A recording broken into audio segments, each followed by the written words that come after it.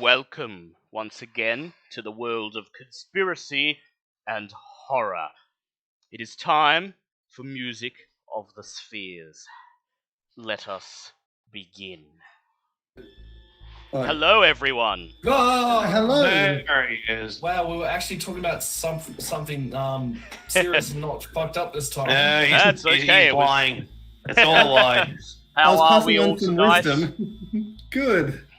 I've got my dinner and now I'm happy. There you go. That is always I'm a good dying. thing. Well, welcome everyone. This is going to be episode 5 of Call of Cthulhu, Delta Green. This is Music of the Spheres. What horrors await our agents tonight? At the opera? Well, let us find out. It is 25th of October, 1999. Approximately 6 months since the explosive events that happened in that small Colorado town last episode. We open our story on a small metal trailer seemingly in the middle of nowhere in the arid desert of Arizona. I'll put an image up in the Discord so that you may get a laugh and chuckle out of this.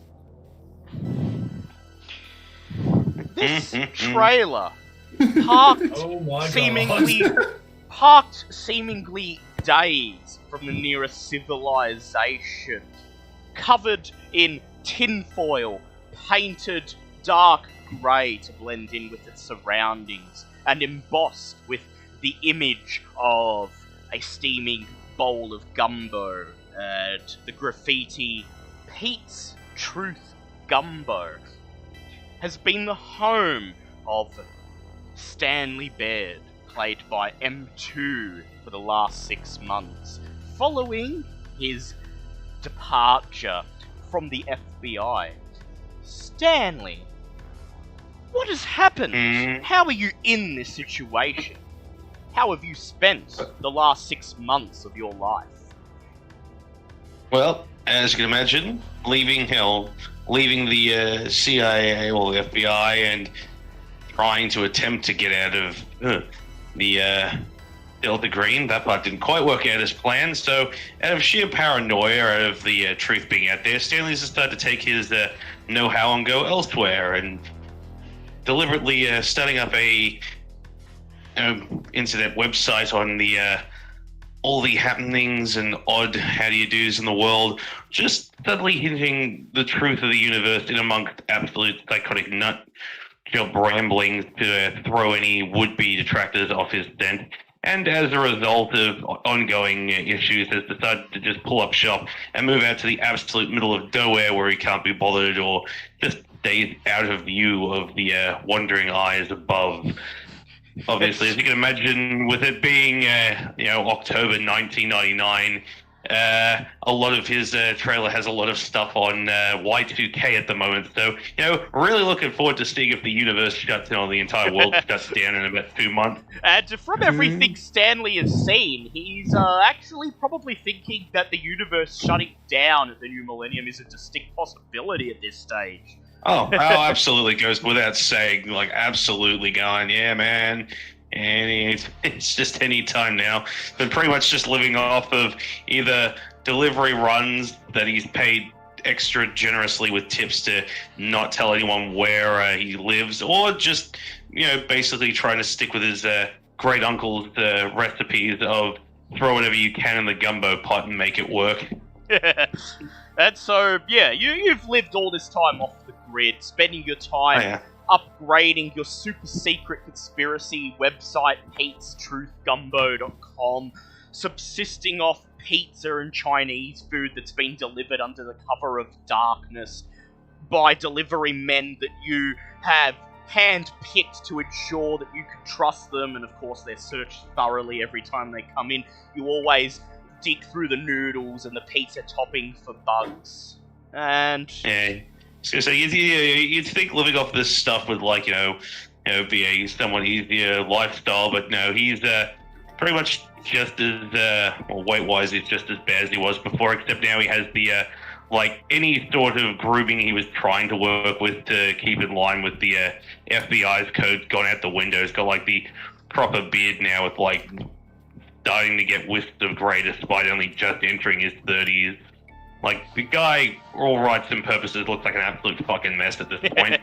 He sure Family does. genetics. Yep. Family genetics. So, What was that? family genetics. Yep. Yep.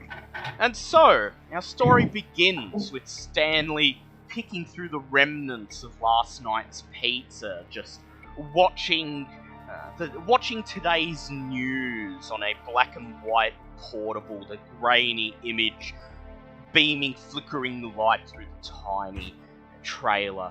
And the news reporter is describing a recent disaster that has happened elsewhere in the world. For those of you just joining us, earthquake numbering 5 on the Richter scale has rocked the southernmost province of Ethiopia today. Red Cross and other international aid services are scrambling to the affected areas to provide aid. So far, preliminary estimates of casualties are numbering in the upper hundreds. We will be back with more as it develops. It is at this point, Stanley, that I'd like you to do a listen check. Alrighty, we're up to this point already. Who's come to pay me a visit? I'm pretty sure I have listen. Do I have listen? Ooh, no, I may have to push that. Alright, well, that's a 1 on the push. So Lovely. Oh, Stanley, I was going to say, the security beacons he set up roughly 200 meters around his Suddenly 200 begin yards to blink. away from his property. All stuff. Start beeping. Stanley's already got a gun and it's like already looking at the door.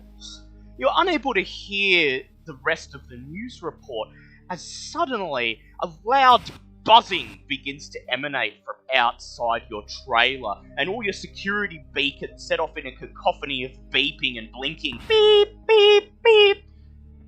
You reach for your gun, and then you move over to the window and you pull back the blinds, and your heart leaps into your mouth as you see a black helicopter touching down on the flat plane of sand about 10 meters away from your humble abode. No. God damn it. Alright, well, Stanley's just gonna wait and see who gets out first before we get on anything. Like, obviously still has the gun sitting there waiting to go. Waiting. You watch and wait as the helicopter comes to a rest on the sand, blowing orange dust in clouds around it. The propeller does not stop, but the door on the side of the on the side of the helicopter opens, and out steps a familiar female figure, one that you've come to dread seeing. It is, of course, Miss Green. She brushes her black cornrow-like hair out of her dark-skinned face, and then beckons to someone in the helicopter. Behind her step out 2 familiar men. The first, H.G. King, played by Smithy, and the second being Vince Langley, the unfortunate crime writer who was quickly inducted into your cell 6 months ago. Following them is a third man, a man you've not seen before, a man dressed in a tight black trench coat with greying hair and a hard, wrinkled face, looking as if he's in late 40s, early 50s, and he's just slowly looking from side to side, taking in the sight around him. H.G. King, you have been living your life pretty much as normal in the last 6 months. Your workload has been significantly increased since the FBI lost their best tech analyst. and this is the first you've heard from Delta Green in quite some time. You weren't briefed on the situation. You were told to meet Miss Green and Vince Langley at a certain location at a certain date. You did, and there you were quickly ushered aboard this helicopter, told that you were being taken to visit an old friend, and nothing more. H.G. King, how have you spent the last 6 months? Well, having lost not one but two members, it was a lot of picking up of slack. So it's been very, very busy trying to not only take on some of the extra duties, but also train the new recruits that have been very, very underwhelming. But alas, they might get there yet. Lovely. And so here you are, in the middle of nowhere, about to see Stanley for the first time in 6 months, and you're a bit unsettled with the unorthodox method of how the cell has been convened this night, and the man you've not seen before is eyeing you in a way that makes you feel a little bit uncomfortable. And Vince Langley is just burying himself in notes of a case he's working on, trying to do his best to escape from the awkwardness of the situation. But this strange crowd walks slowly towards Stanley's trailer, and then Miss Green reaches out one of her fists and raps on the door 3 times. I was gonna say she'd probably get about 20 yards, and all of a sudden it'd just be a small split in the door that'd come open. You just hear a voice going, "Yeah, God damn it! Why the hell are you guys here? Don't you get the whole point of this setup is so I don't have to deal with people?" Miss Grade simply smiles and she says, "We've known you've been here for 6 months, Stanley. We were choosing not to bother you out of choice, but it's time for a night at the opera, and we need your skills." She waits impatiently, tapping her high-heeled foot on the dirt, waiting for you to let her and her entourage into the trailer. Gonna say, just the slit closes, you just hear like a cacophony of just random yelling, most likely just exasperated swears, and just door very slowly opens. He just sort of shuffles out the door and goes, "God damn it, fine, at least get inside. Don't need anyone else figuring out where this place is." As the helicopter sits behind them, its rotors still on, blowing dust everywhere. Miss Green leads the entourage into your trailer, and you pull the door quickly shut behind her. She looks around, taking in the mess of old pizza boxes and Chinese food wrappers. Then she makes her way to what passes as the kitchen table in your trailer, brushes aside some of the junk on it, and sits down. She clears her throat. She gestures towards the rest of her entourage. "Well, Dr. King and Mr. Langley, you already know, of course. H.G. King, do you have anything that you say to Stanley after seeing him for the first time in all these months?" This is cozy, I guess. You can be honest, man. This place is a shithole, but it's my shithole, damn it. The whole idea behind this is so I'd keep out of the limelight from basically you and your other little friends on the other side of the coin. But, clearly, just fly a helicopter over the top of it. Just run 6 months of attempting to keep this place covered up. Probably know where I am now anyway. Vince Langley just looks around and he nods and smiles and says, "Reminds me of a particularly nasty stakeout I had to do when I was tracking the Red River Killer a few years back." Then he visibly shudders. Miss Green gestures towards the unknown man. She says, "And this, one of Delta Green's resident occult experts, Agent Ambrose. We thought, given that your cell is, well, to be quite honest, quite a bit thin on able-bodied agents at the moment. That's a nice way of saying that half of them are dead, but sure, continue. Harkin sent word down the chain that Agent Ambrose is to be attached to your cell for the foreseeable future. he's been with the agency for quite a long time. Longer than me, in fact. And his skills will no doubt prove very useful. Agent Ambrose, please introduce yourself. Jesus Christ, boy, I know I've been in the agency for a long time, cooped up in a goddamn basement researching, but I have not smelt this much sweat and shame in years. Look, I don't want to take a crap from anyone else. I don't care how long you've been in your legend. That just means you've lost more people than I have. So, I don't know you don't know me. I prefer to keep it that way. Son, you have no idea the stuff I have seen. Oh, you don't think I know you? What do you think I've been doing the last 6 months? You don't think I haven't been scraping through database after database looking for whatever I could get my hands on? Well, this is going well. Miss Green just purses her lips and she looks out the window behind her to the helicopter. She says, well, the time is short, so let's get right to the chase. She reaches into her jacket pocket and pulls out a Polaroid photo. She slides it over the table and she says, take a look, Stanley. I think you'll find it interesting. Stanley, you pick it up, and I would like you to make a power check, please. Oh, goody. Alright. Power. God damn it, wrong. What is this? That's a 3. It's a 3. Damn.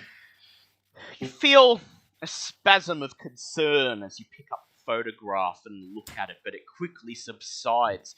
You recognize the face depicted on the photograph, the thin, wiry facial features, the very premature male pattern balding, the thick, round glasses.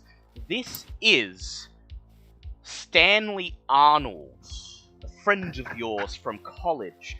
You have not seen him in, going on almost a decade at this point, but you were quite good friends back in the day, the two Stanleys, they used to call you. You remember him as a very intelligent young man with ambition, a brilliant student. He excelled in both computer technology and electrical engineering. He graduated with honours from the same university as you, and later attended graduate school at MIT. Last you heard of him, he'd earned his master's and took a job as a computer technician at a radio observatory of all places, somewhere out in bumfuck nowhere in the middle of Nebraska. Do you have any reaction to seeing Stanley Arnold? I was gonna say Stanley quite literally slumped in his usual chair in front of his computer, going, "God damn it! What the hell are you showing me this for?" Miss You try and drag. Is this how this works? You drag someone that I know in front of me to drag me back into this shit show. Miss Green simply sighs and she says, that photograph is a mugshot.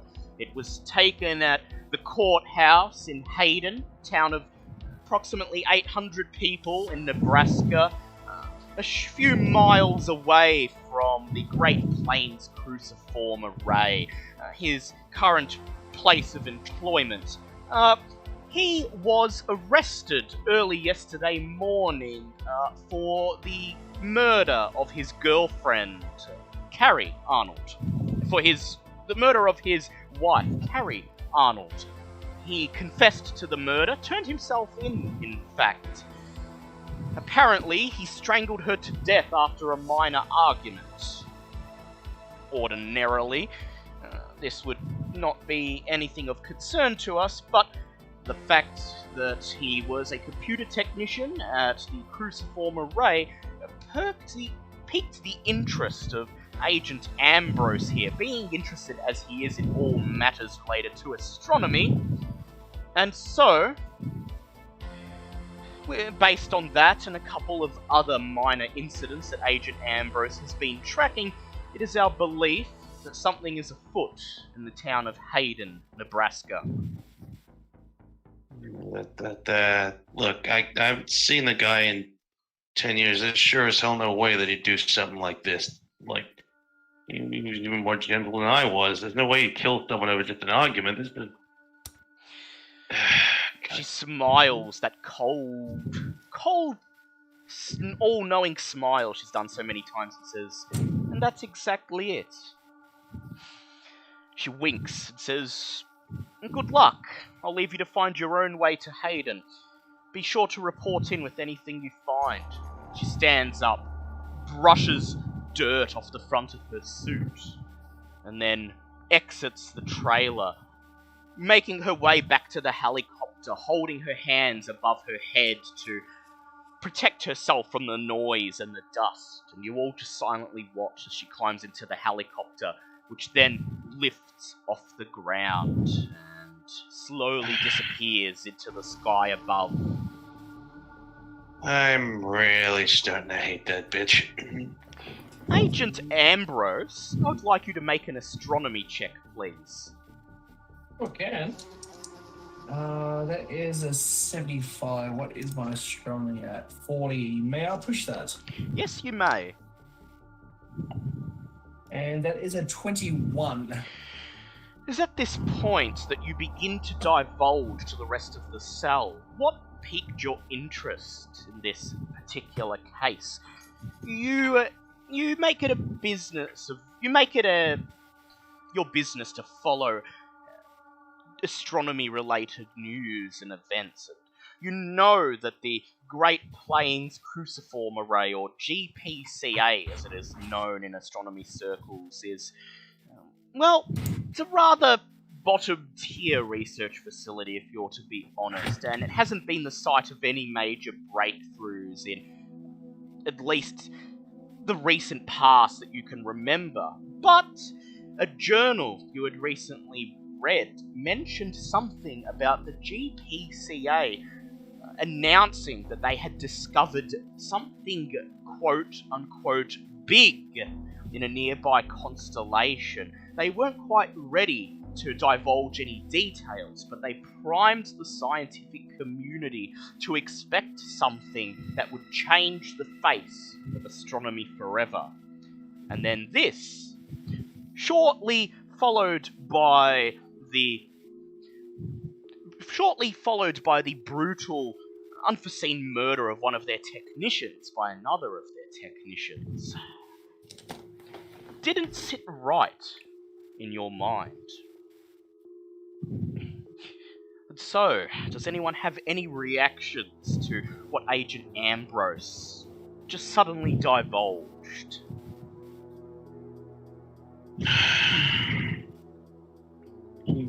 Stanley's just sitting there, just pacing back and forth, just... See, this is how they get you. They keep doing this sort of shit. They keep looking way beyond what we're capable of, and it always backfires. Does anyone else notice that this always backfired? Well, son, once you're in. There ain't no way of getting out of this.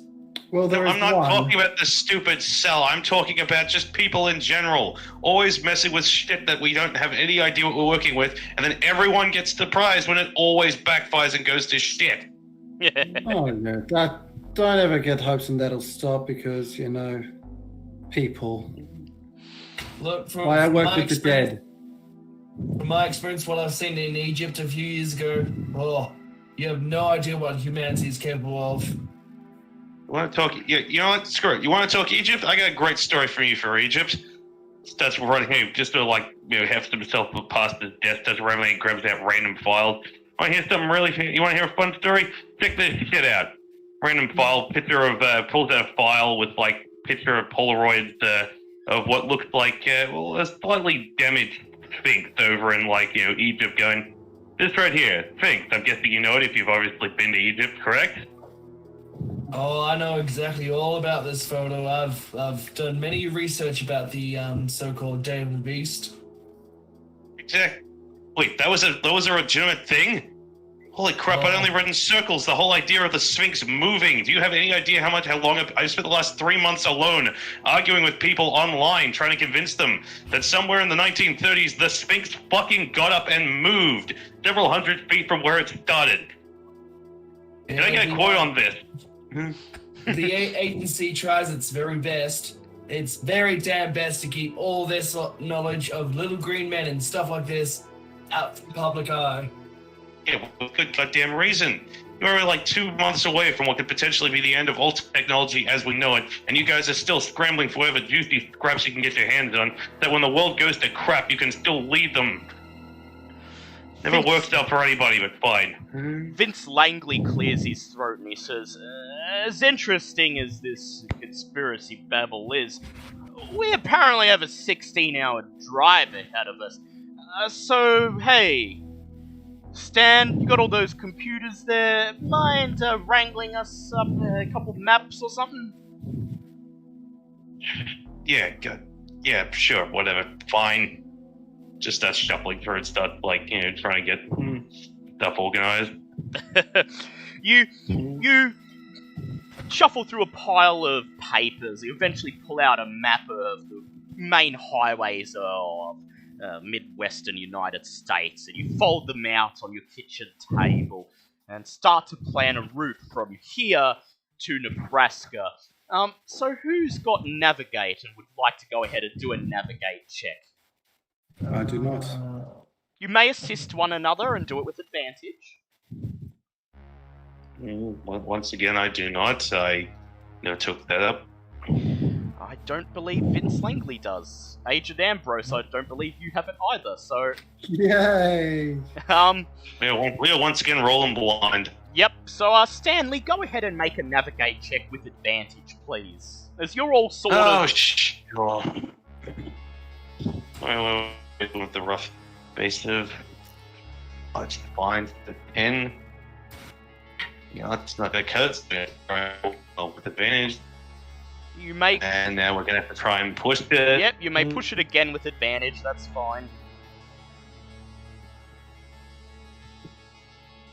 Well, boys, we're getting good and lost because I don't know shit. This whole place all looks the same, which is why I came out here in the first place. Yeah, you can't make sense of this jumble of printouts and maps. You decide it's probably best to stick to the main highways. This means, unfortunately, the drive's going to take about 2 days, but you map out a couple of small towns that you can stop in along the way for food and a place to sleep, and you'll eventually get there, and at least for the time being, you don't believe that time is of the essence. So the fact that it's going to take, you know, nearly 2.5 days to get to your destination isn't terribly bad. But you've got a long road trip ahead of you. Yep. Enjoy. And so, with that, Stanley, fold up all the printouts, and you sigh, make sure all of your computers are in security mode, that they're all encrypted behind 3 layers of passwords so that no one may break into them while you're gone. And then you escort the others out of your trailer, shutting the door behind you and locking an intricate sequence of locks, at least 3 or 4 of them.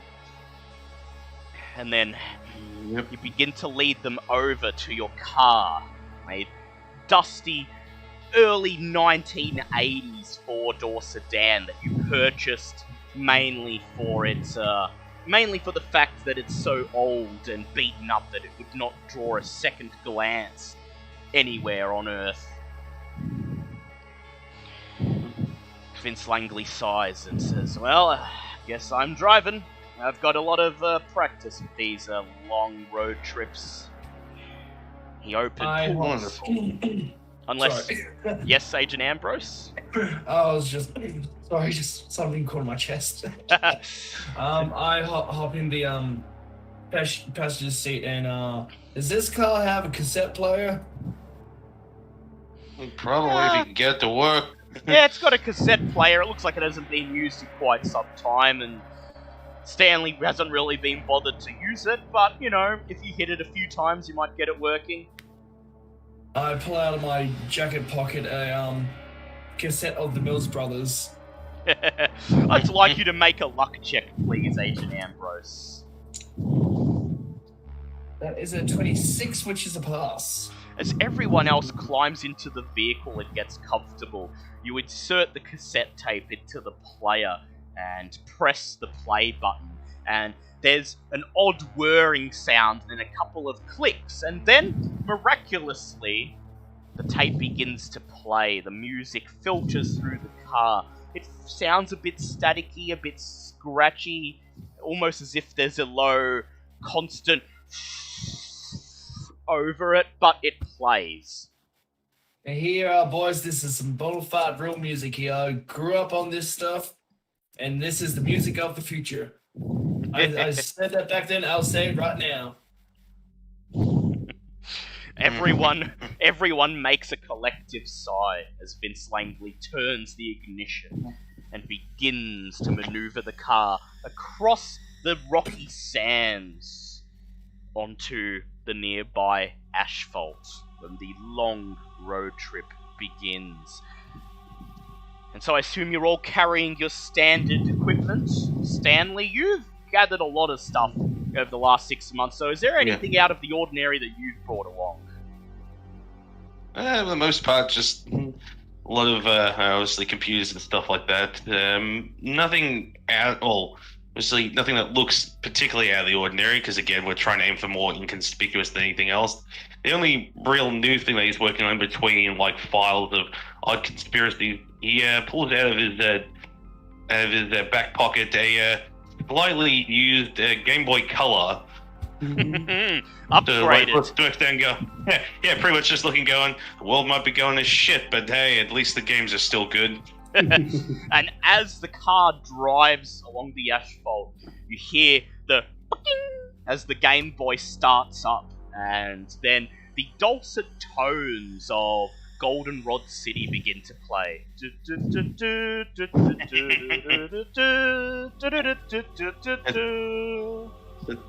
The man, I was going to say, the man might be paranoid as all shit, but, you know, he's still a nerd at heart.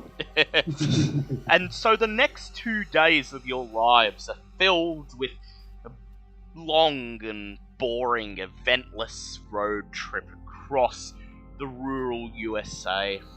This part of North America is wide open, flat and barren. The arid land used for raising hogs and beef cattle and for hay farming. Many of the old-time family farms that have been bought up and replaced by large corporate farms, their metal silos dotting the horizon. Towns are few and far between, particularly after you leave the interstate, and they are small communities, rarely numbering more than a couple hundred residents. The only businesses that you pass are gas stations, grain elevators, tiny roadside eateries, and small markets. Population density is roughly half a dozen people per square mile. Both of the nights are spent making the best of it, sleeping in the car itself, as none of the tiny communities have so much as a roach motel for you to rent for the night. But eventually, you make it to your destination, Hayden, Nebraska, the seat of McPherson County, located along State Route 97, about 45 miles north of the nearest big city of North Platte, Nebraska. Hayden is a tiny community of about 850 inhabitants, based on what Stanley is able to scrounge up in the few internet searches he's able to make along the way. And as you roll towards this small town, Stanley is able to locate a map telling you that this town has very little in the way of facilities. The only businesses include a convenience store known only as The Mart, 2 small bars, Tony's and the Hidey Hole, and a main county building that appears to be a sheriff's office, courthouse, and jail, all combined into a big city hall. As you drive towards Hayden, as you see the tiny town on the distance, the roofs of the buildings glistening in the sunlight, or what you're able to make of them through the heat waves and the dusts of clouds that separate you, that blanket the highway between where you are and the town itself. Suddenly, you all hear a loud thunderclap, seemingly coming out of nowhere, and the sky that was before blue and clear save for a couple splotches of white clouds here and there is suddenly grey and purple as storm clouds have seemingly rolled in less than a minute, unnoticed to you as you tried to get a good look at the town at the end of the road you're driving on. I'd like everyone to make power checks, please. There is a 3.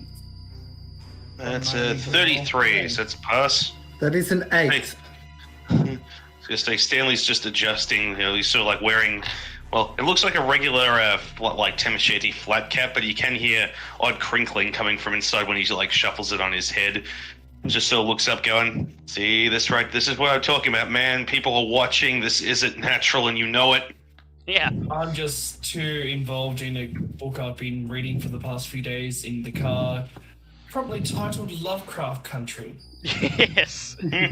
As you all notice the storm cloud seemingly having rolled in out of complete nowhere, unnoticed to you, you all feel a slight sense of unease, only because this reminds you slightly of those events 6 months ago.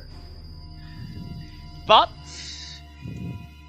you quickly put it out of your mind and continue the drive towards the sound.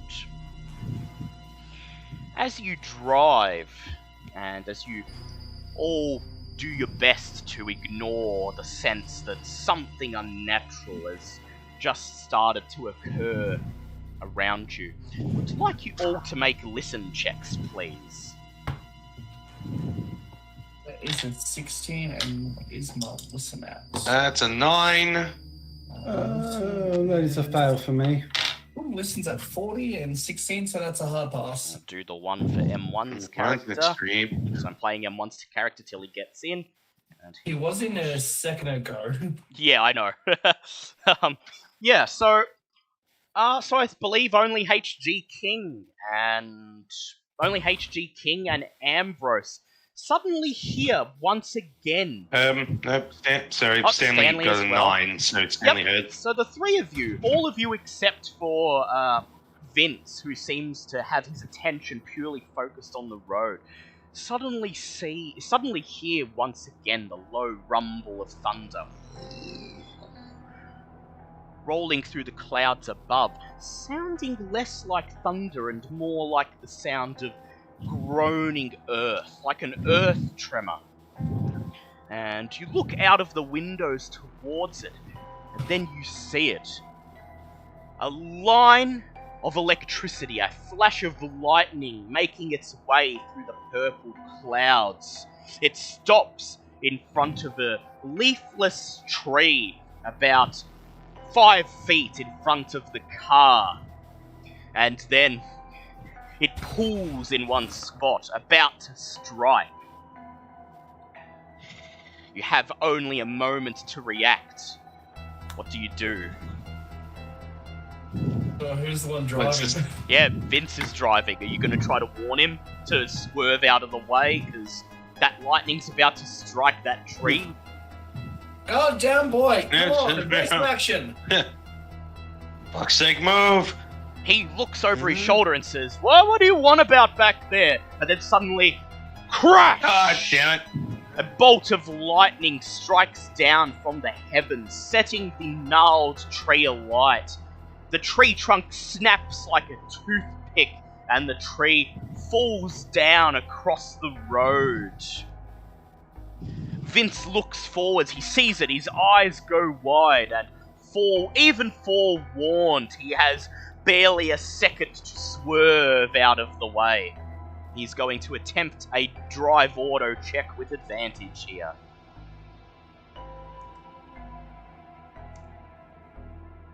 Okay, that's a 100 and a 74. He's going to attempt to push that. And again with advantage. Oh, Jesus Christ! He grabs the wheel and... he grabs the wheel and he only failed by 7 points. Actually, did he put... I've got his current character sheet. No, he didn't put any points into Drive Auto, so it was 40, so he failed by exactly 7 points. He screams as he grabs the wheel and frantically spins it to the right, attempting to swerve out of the way. Except he's just short of it, and the left side of the car hits the tree trunk, drives over it, and I would like you all to make luck checks, please. Oh no. Here we go. It is a 24, which is a pass from me. Can't see on. Holy shit! I got a 32 out of when my luck's 36, so I just barely scraped through. And I rolled a 2. Okay, so that's a group pass.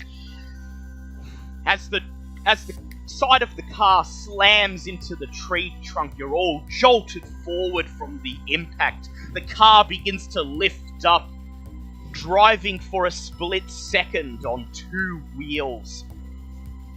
Vince, screaming, does his best to try to regain control of the car. He pulls the wheel to the left as hard as he can, as far as it will go. You hear the screeching of tyres on the asphalt, and then you're jolted forwards once again as free of the tree trunk, the car drops down onto all 4 wheels once again and drives off the asphalt, slamming into a sandbar in a nearby ditch. You all take 1 point of damage from the impact, but as you get your bearings, you're thankful that at the last moment Vince was able to control the car and prevent it flipping over. It'll be a simple matter of just reversing out of the ditch back onto the highway, and you'll be on the way.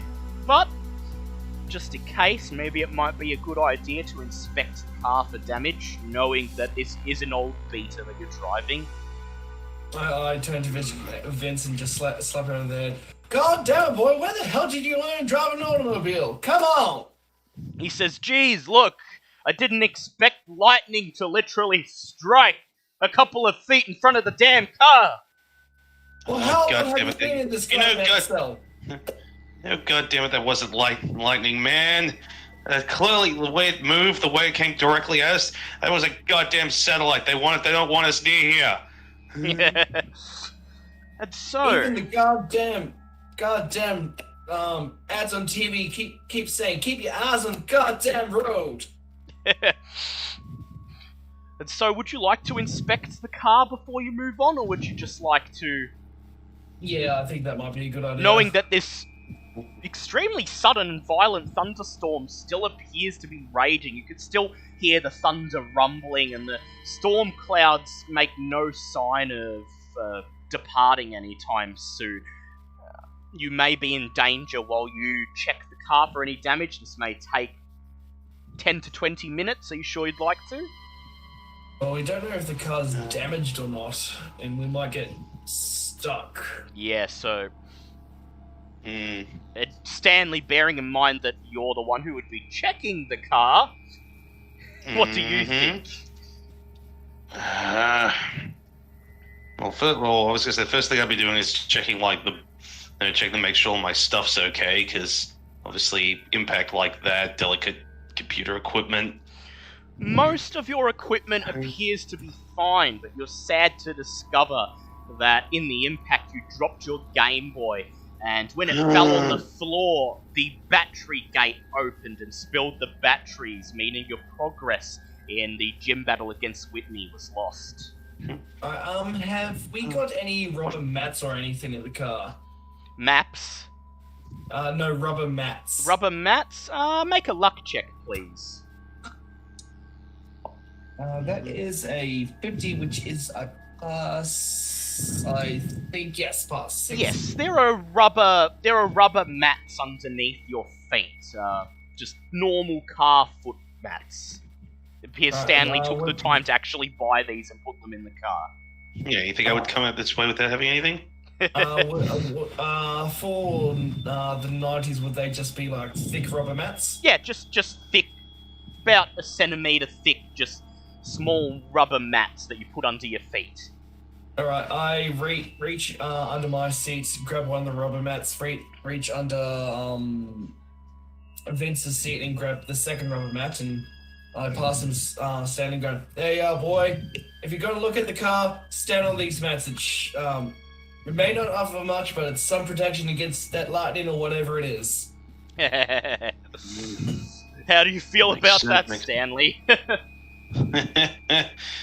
He's going. Wouldn't have, could have planned that one better myself. I may have to hold on to these mats with all this crap going on. And welcome, M1, just to catch you up. We're on our way to a small town to investigate a murder, and the car nearly got struck by lightning on the way. And you managed to just get it under control, because it nearly flipped, but still everyone still took 1 point of damage, including you. So Stanley, you sigh, you take the rubber mats and you open the car door, and as you open the car door, all of your ears are immediately filled with the sound of a low humming, buzzing, and you take a second to wonder what it is, but then as Stanley steps out onto the sand outside, it becomes immediately clear. The ground appears to be covered in a carpet of buzzing insects, either grasshoppers or crickets based on a first glance, and as Stanley's feet touch the ground, they scatter before him.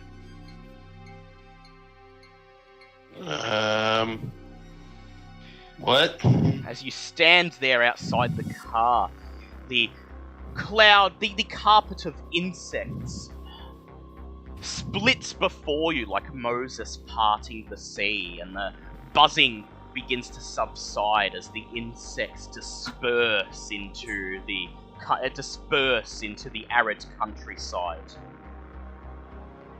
I'd like you, Stanley, to please make a SAN check. Of course. Is the wrong one? Those on it. Where are we? Oh dear, that's a fail. That will be a loss of 1 SAN. Oh, okay then. The rest of you, seeing the carpet, the rest of you watch as the carpet of insects disperse into the countryside, and although you didn't see them part before Stanley, you're still filled with a strange sense of unease. You've never seen that many grasshoppers or crickets in one location, especially in Nebraska in the middle of October. Stanley, I'd like you to make a mechanical repair check, please. Okay, mechanical repair. Where are we at with that? Yep. That's not pushing that. You're not going to push it? And that's no, I was gonna say we have to push that. That's a 15, so it's a hard Lovely. pass. You spend about 10 to 15 minutes going over the car, checking its body, which is covered in all sorts of dents and marks, but they were there when you bought it. And you pop the bonnet and begin to look at the motor, cautiously every few minutes stopping to look over your shoulder as you continue to hear rumbles of thunder in the clouds above and the distant hum of all the gathered insects. And then you notice a fan cable in the motor that appears to have been jostled loose from the impact and may have fallen out if it wasn't repaired, instantly bringing the car to a halt. And so it only takes you 5 minutes to screw it back into where it's supposed to go and make sure it's firm. And then you breathe a sigh of relief and pull the bonnet shut. I would now like you to make a luck check, please. Nope, that's a fail. You hear once again the rumbling of thunder in the clouds picking up. You look up and see a flicker of lightning speeding through the clouds. I'd like you to please make a dex check to get back in the car. Oh, is that everyone or is that just me? Just you, Stanley. Awesome. Great. Not my best. Huh? Oh, good lord. That's a 97. You may push that if you wish. Nope, still a fail, and I really don't have the luck to spend on that one, so this is gonna hurt. You hold your breath and quickly make your way back to the back seat of the car. And as you grab the handle and pull open the door and scramble into the back seat, there's a crash as a bolt of lightning strikes a bush about 15 feet to the right of the car, setting it aflame. You breathe a sigh of relief as you realizing that you were not in danger at all. You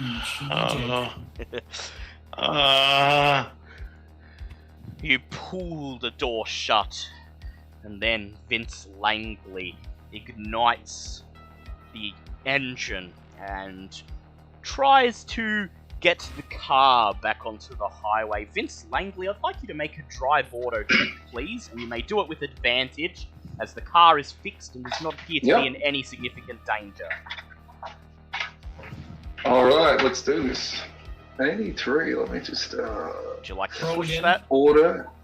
Yeah, I'd like to push that. No, Yep. you still roll again because it's. Oh yeah, sorry, you get to roll again because it's It's advantage. Yeah, and then you... Alright, now you can push it, and you Can get I to push roll that? twice. Yeah, you get to roll twice again. 67, and roll You again, because that was guys still suck. advantage. 34! Hey! Pass! You carefully maneuver the car out of the ditch back onto the Sorry. highway, and as the storm clouds begin to subside, as the rumble of thunder begins to dissipate, you drive into the town of Hayden, driving quickly, making up for lost time caused by the crash. By the time you roll into the city limits of Hayden, the storm clouds have disappeared almost as suddenly as they arrived to begin with, and the sky is clear and blue once more. This small, sleepy town is almost empty. You see a couple of pedestrians walking along the footpath on the main street going about their business. You see a couple of cars making their way down roads, but for the most part, it appears you have free reign of the town. You have a couple of places that you might like to visit. First, you may head to the courthouse / city hall / sheriff's office where Stanley Arnold is currently incarcerated. Maybe question him, question the police, see what you can glean.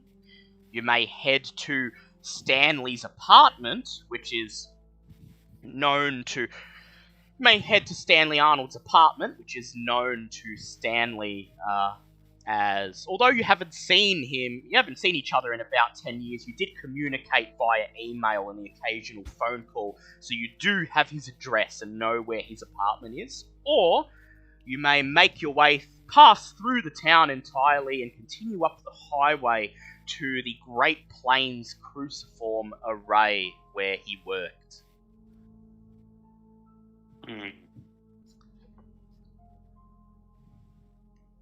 Where do we wish to go?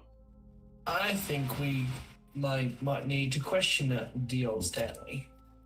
That's probably as good a start as any. Very well. We can split up. My if you psychology wish. might come You in could use split now. up. You could split up, but I don't know. So questioning Stanley altogether seems like a good start, and then you could probably start splitting up and tackling any leads that Agreed. might pop up. Okay, so located in a side wing of the county courthouse, the sheriff's office of Hayden is always manned by at least a dispatcher and one officer, if not the sheriff, at least one of his deputies. You make your way into the car park, which is occupied only by a police cruiser, an SUV with the emblem of the Hayden Police Department that has been bleached by the sunlight and is starting to fade away from disuse. And get the impression that the police have a very boring job in this town. As you park next to the police cruiser, kill the engine, open the doors and step out onto the asphalt, you hear once again that loud buzzing of insects, and sure enough, you see the crickets or grasshoppers all bunched together in several clumps on the edges of the asphalt parking lot, just gathered in the shrubbery and the dirt, seemingly crawling over each other but making no effort to come into the parking lot itself.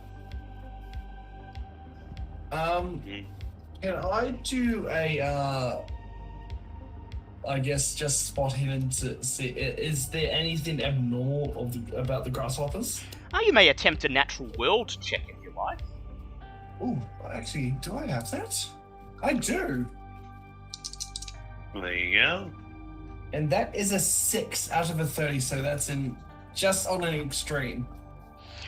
As you walk, as your boots crunch across the asphalt and you make your way to the courthouse entrance, you study the clumps of insects and you determine that it's actually a mixture of grasshoppers, locusts, and crickets, all mixing together, which is unusual, as normally these three insects would give each other a wide berth. Oh. Yet for some reason, they appear to all be gathering together, clumping even, to the point where they are literally crawling and flying over each other. I was gonna say, Stanley sort of just looks over at our newest member who's joined up going, so, you talk a lot about Egypt, huh? Last I checked, one of the 10 plagues of the apocalypse just happened to be locusts and bugs and whatnot. What do you make of this? Well, I can certainly tell you, it ain't good. Yeah, that goes without saying. You pass the main entrance to the courthouse, the glass double doors, and continue walking up the footpath to the small weatherboard annex on the side of the brick courthouse, where there's a single glass door with the word sheriff printed on it in peeling white print. You reach for it, pull it open, and enter. And upon entering, you find the sheriff and a deputy currently engaged in a heated argument. God damn it, Horner! That parking spot's for the sheriff only, and only when I'm on duty. You understand you can't keep parking there, or you will get fined.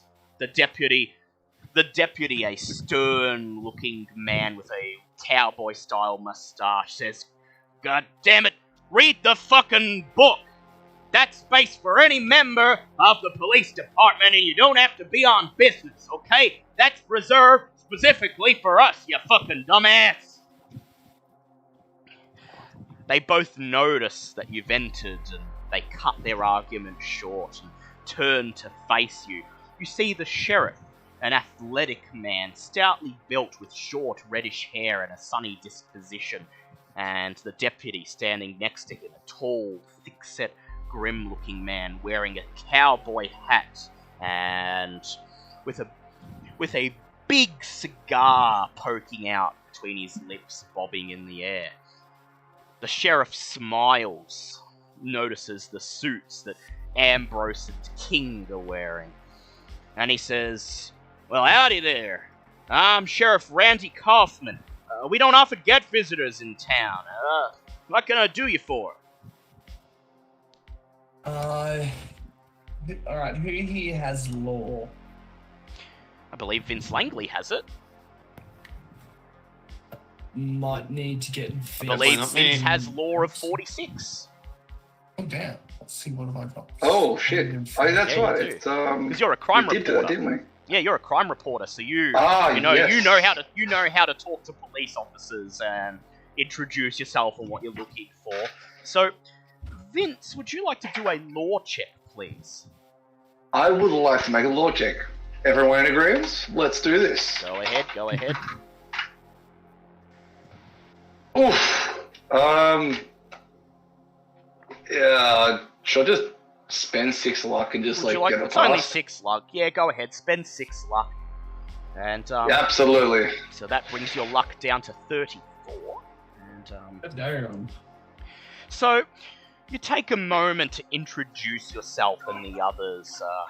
You say that you are Vince Langley of the True Crime Weekly, and you're just doing a roundup of all the recent crimes that have occurred in regional areas, and because of the connection between this crime and the radio telescope facility, you're doing a story on it, and you introduce the others as federal agents who have just come to check in, as it's a government facility, and just make sure everything's above board.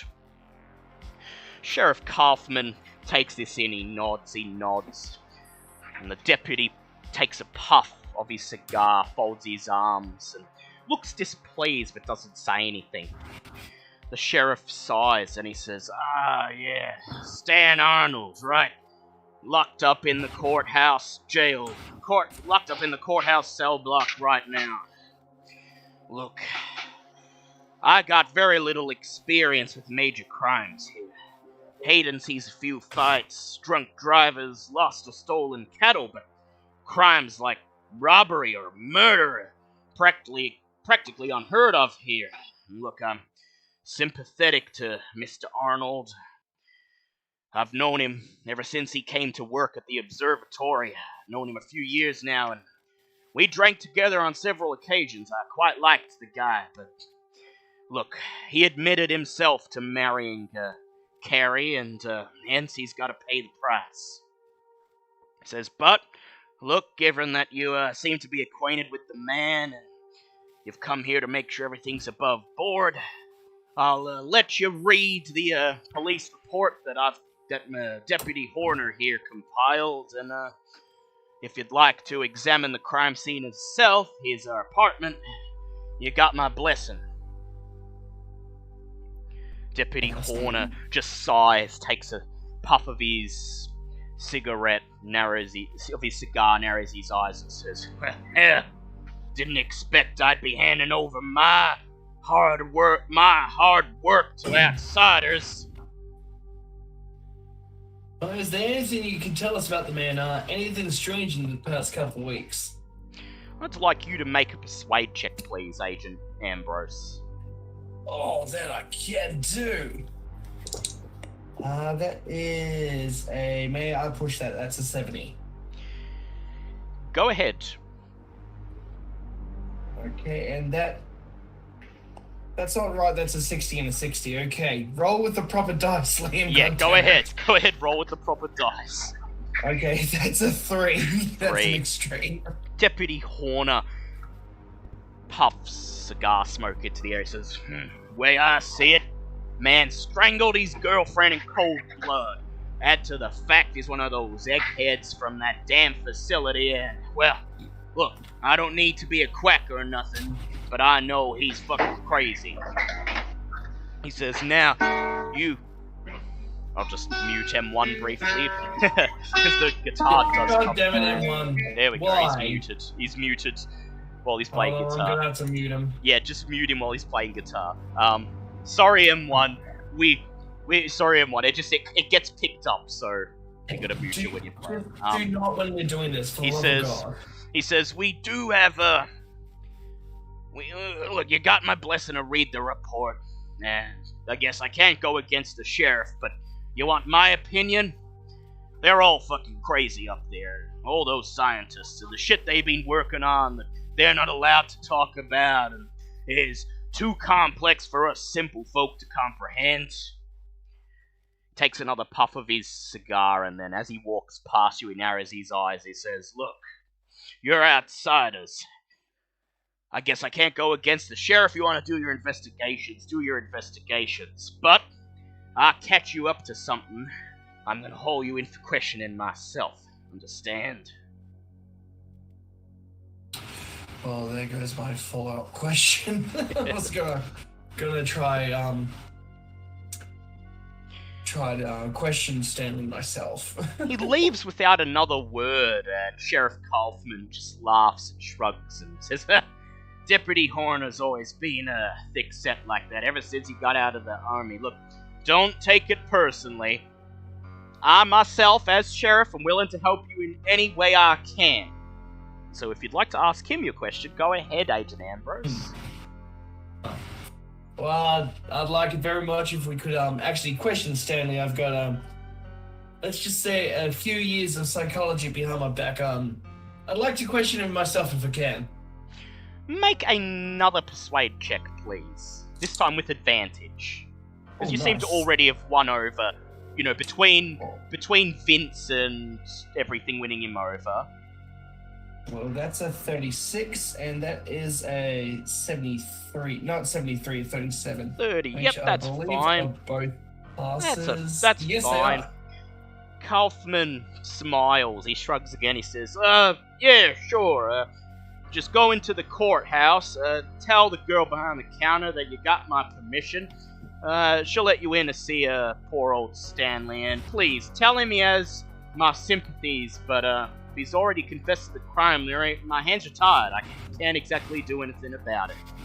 Yeah, all I can do is question, and that's what I'm here for. He reaches into the desk in front of him, pulls open a drawer, and produces a cream-coloured cardboard file. He says, this is Deputy Horner's police report. Take it, look through it, do what you have to with it. I hope it helps your investigation. Thank you kindly, sir. We'll do our best to find out what's going on here. He tips his hat to you and smiles as you step once more out into the car park, seeing those clumps of insects watching you. And this time, I'd like you all to make spot hidden checks. That is a 36, which is a pass. Okay, and Dem 1, you don't have to push that because I think we're on track. I got a 6. Oh yeah, That is a 44, which is a pass. That's definitely a group pass, so yeah, no need for M1 to push.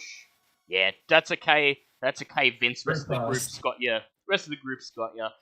And as you look over the parking lot and begin making your way towards the main entrance of the courthouse, your gaze goes beyond the chain link fence into the main street of Hayden proper, and then you notice there is a power cable strung across the street outside, running from the building next to the courthouse to some sort of general store across the street. And there you see 12 crows just sitting side by side, motionless on the wire, just watching you walk across the parking lot.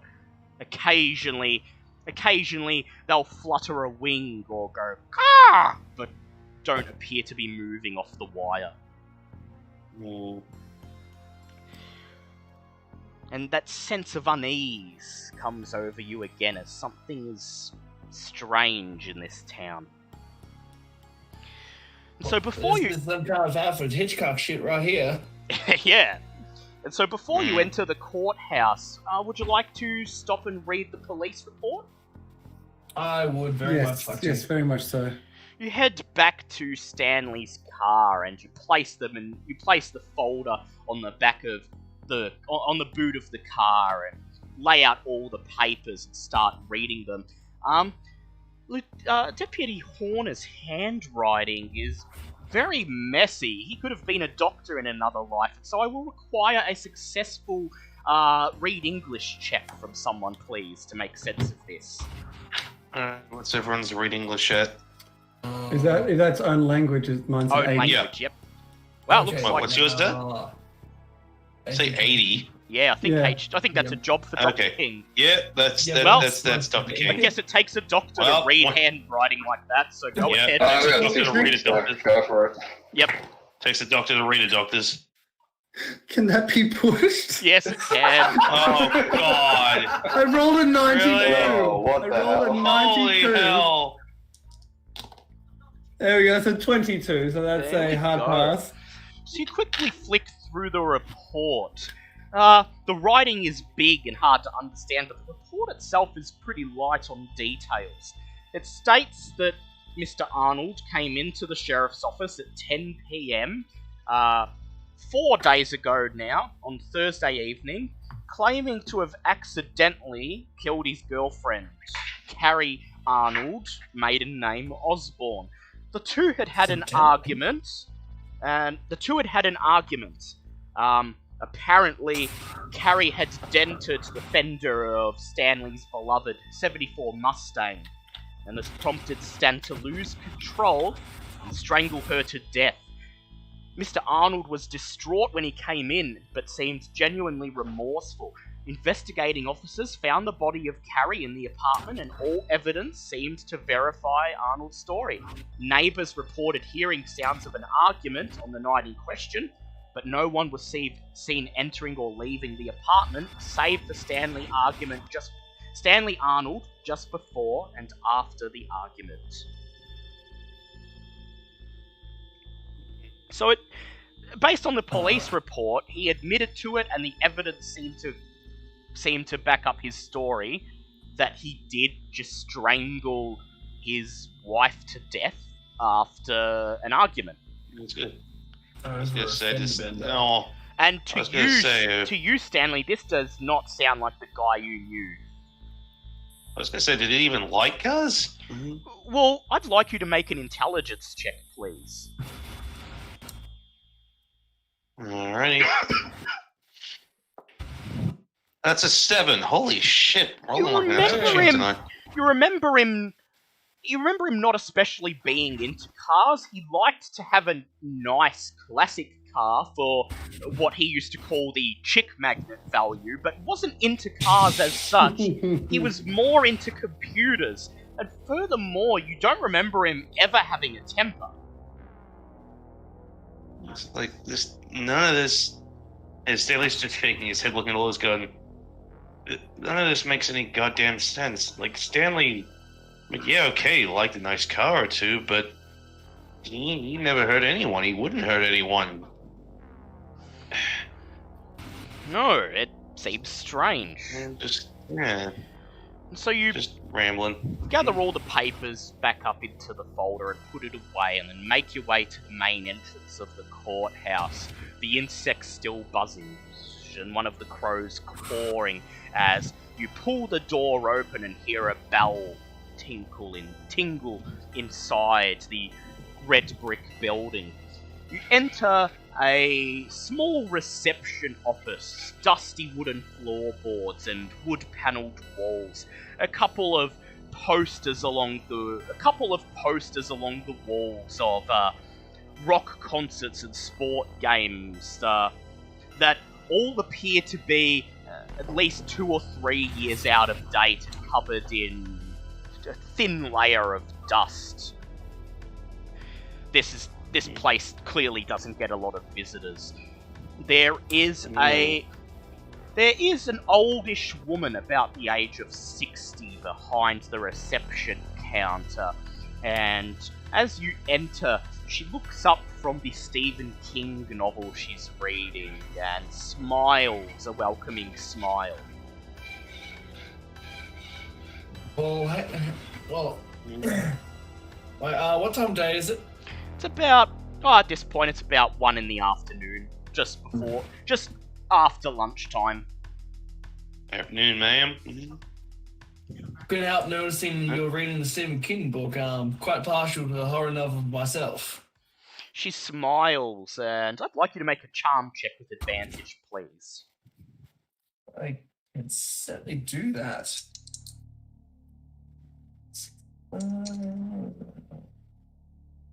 What's half appearance as well, so that's a 70, that's a plus. She smiles at you and she says, "Oh, this one's an old one, but I've been meaning to read it for a while." She lifts up the book to show you the cover. It's Carrie by Stephen King. Then she frowns. She frowns and she says, "Oh dear, Carrie would be the name of Mr. Arnold's poor wife. Shame." That's actually what we hear about, ma'am. We have expressed permission from the sheriff to question Mr. Arnold. You appear to have charmed her enough that she's not willing to question this, and she just smiles and she says, "Oh, sure. Well, if you head down the hallway behind me, and then to the left, you'll find the cell block. And you'll find poor Mr. Arnold in one of the cells there." She smiles and then she reaches under the counter and hands you a key ring with several copper and iron keys, old-fashioned, dangling off it. She says, "One of these should let you into the cell block. Just try them all. I'm afraid we don't have a lot of visitors, so we're not really in the practice of labeling things around here." I'm certainly sure we can find our way around. She smiles at you and returns to her book. You lead everyone down. Yep. I just wink at her and keep walking. Everyone follows Agent Ambrose down the hallway, and then when you get to the first junction, as directed, you turn left, walk down another hallway, and then you find a small metal door at the end with a placard reading cell block on it. So, would you like to try the keys, or are you gonna pick this lock? Oh, keys. Keys, okay. Go ahead, make a luck check, please, Agent Ambrose. That is a 55, which is a pass. You end up getting lucky, and the third key you try out of the 30 or so that are on the key ring ends up being the one that unlocks the door. You turn it to the right and hear a loud metallic click as the door unlocks. You pull it open and the door creaks loudly, metallic groans emanating throughout the narrow corridor. And you make your way into the cell block. The cell block, as such, is only 2 cells opposite each other, and a couple of plastic chairs out the front for people to sit and talk to the prisoners. You find Stanley Arnold seated in his cell, wearing an orange jumpsuit, just sitting on the bed, his morose face buried in his hands, and he doesn't appear to even acknowledge that you're there. I was gonna say, could Stanley call out to him while he's there? Go ahead. What would you like to say? Say just looks and going, "I know it's been a while since I've seen that face, but this doesn't look like the Stanley I know." You watch as he sits there in the tiny cell, nothing but a bed with a single white sheet on it, and a toilet that emanates a horrible stench. There's silence for at least a full minute, until finally Stanley Arnold looks up, his face morose, gaunt, streak marks on his cheeks from tears that he's no doubt cried for the past few nights. He just looks over at you, frowns, and says, "Oh, Stanley, you came to visit. Well, I really fucked up, buddy." And you know as well as I do that I don't believe that crap. You gotta tell me, man, what the hell happened? He says, "Well, you heard what happened. We had an argument. I strangled her to death, and as a tear rolls down his eye, he sniffles and says, I don't know why I did it, but I sure as hell damn regret it. Stanley sort of just looks over at, forgive me, I forget our new companion's name. Agent Ambrose. Oh, Ambrose, just to go, well, you're technically the cop in all this. You want to talk to him? Alright, pull up a chair next to him. Alright, son, I'm not here to interrogate you, not here to yell at you, I'm just here to find out everything that happened. No, I read through your reports, it was something to do with some sort of fender bender. He sniffles again, he says, yeah, I don't even like cars, but for some reason that set me off. Buries his face in his hands again, and doesn't really seem open to talking. Hey, son, it's okay. And put a hand on his shoulder. I'm just trying to calm down. It's like, it's okay, none of us are here to hurt you in any way. We just want to find out what's going on, okay? Now, has anything happened in the last few days or weeks that would have changed your attitude at all? Go ahead and make a psychology check with advantage, as Stanley, his friend, is here. Yeah. That first one was a 15, which I don't need to roll again. Yep, because 15 that is is fine. A hard success. He sniffles again, wipes tears out of his eyes with a pockmarked hand, and he says, I got home, found out she'd gotten to a fender bender, and just something took hold of me, this rage like I hadn't felt before. And before I was thinking clearly again, she was limp and dead in my hands. He bursts into tears, sobs for a moment. He says, I turned myself in immediately. He says, look, I wasn't taking no drugs, I wasn't drunk at the time. The only thing I could think of is that, well, work down at the Gpca. We had a discovery recently. It's been a bit of competition amongst some of the scientists, and, well, I wouldn't have thought of it before, but maybe one of them drugged me or something.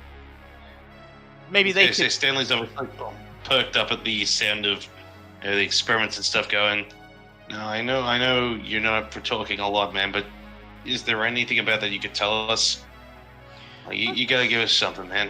I'd like Stanley to make a persuade check with advantage, please. Oh, jeez. You have persuade, but hey, at least I can... it's a no on that one. Oh, God damn it, no, he's not talking to me. He sighs, he says, look, when I signed the contract, I promised I wouldn't go into detail, but I could tell you that we were listening in on a mysterious signal, a stellar object that was found. Well, the discovery of it led to tensions at the site.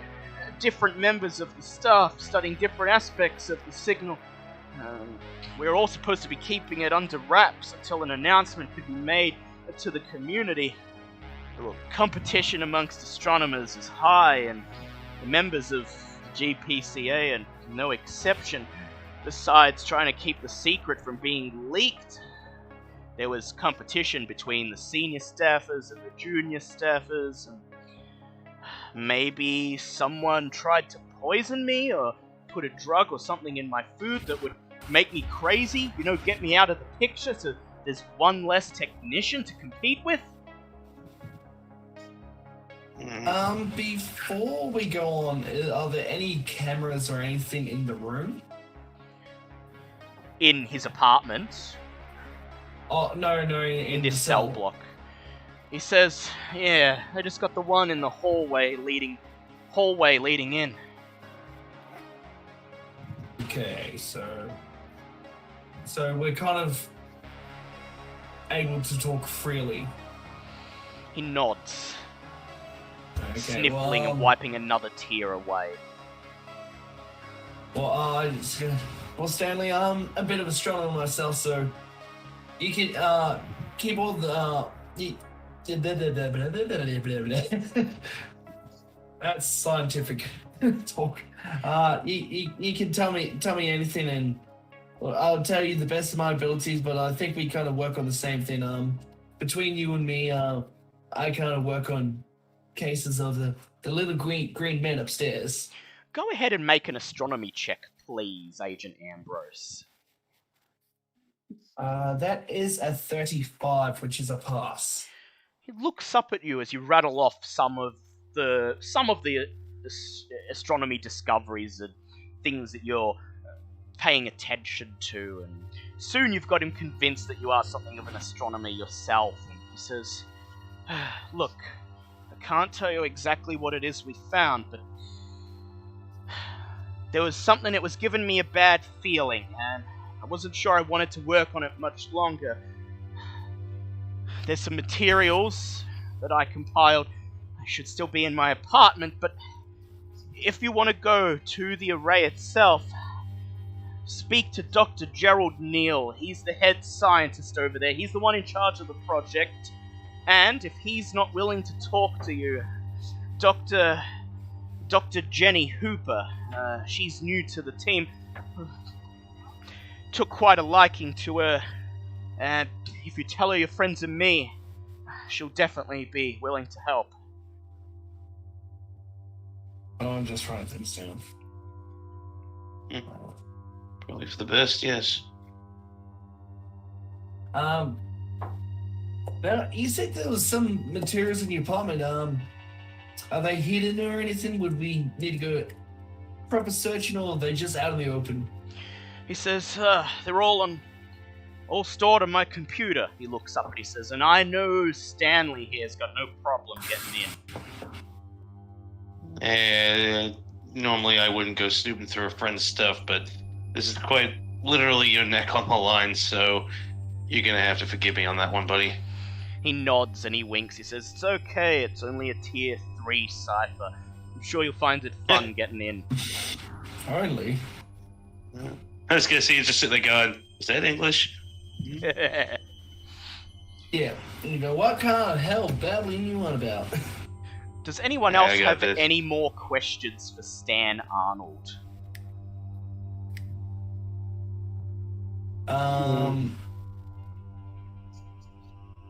Want to ask him if he has any work hidden at the at his workplace. At the workplace? He says, everything we do at the workplace is either stored in our office. He says, my office is on the 2nd floor, office number 3. He says, or copies of everything we do gets logged into the main database. That's in the computer lab on floor number 3. And, well, outsiders aren't meant to get in, but if you can convince either Dr. Neal or Dr. Hooper that you're visitors coming to observe or something like that, maybe you could find a way in. Says, "Oh, well, look, all you'd need to do is get Stanley into the room." He flashes a weak smile. Stanley, I want to thank you very kindly for this, and we're going to do our best because something does not add up. Right, I do believe you did not kill your wife on purpose. He just simply says, "Yeah," and hangs his head. He says, "Only nothing you do's gonna bring her back." Oh. But I'm pretty sure she would not want you to wallow in self-pity all your life. He just silently nods. Is there any other questions anyone else would like to ask of him?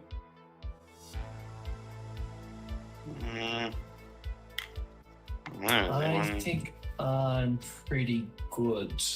I've got the information I needed. About the signal. He mentioned a signal. He I did. want to press that a little bit further. Yeah, that was. Alright, I'd like you to make another psychology check, this time a normal one. Yep. And that is a 25, which is a normal? Yeah, normal Yep. pass. He sighs once more. He says, "Look, even I haven't got the full picture. All I know is we were given some coordinates to put into the radio telescope. Dr. Neil said he got them from someone in the government. We calibrated them in. We picked up this signal. Dr. Neil converted it into sound waves, recorded it on a tape somewhere, and, well, there was rumblings at first, we detected an intelligence signal, but before what happened, consensus was drifting more to that we may have just found a distant star or something that had a type of star that had been previously undiscovered." So, sorry, did you say Dr. Neil gave the recordings to some government? Dr. Neil was given some coordinates to put into the radio telescope from someone in the government, and that's how they detected the signal. And Dr. Neil has converted it to sound waves and recorded it on a tape somewhere.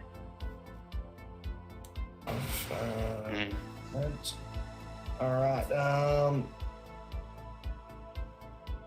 cool, okay, so that's something we need to look for.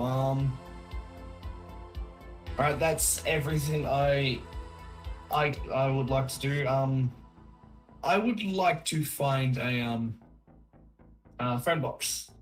Phone box. Well, there'll be one in City Hall, so you just bid farewell to Stan Arnold, who hangs his head once again, overcome with grief, and you head out to look for a phone box. Does anyone else have anything they'd like to ask of Mr. Arnold, or would you just follow Agent Ambrose out?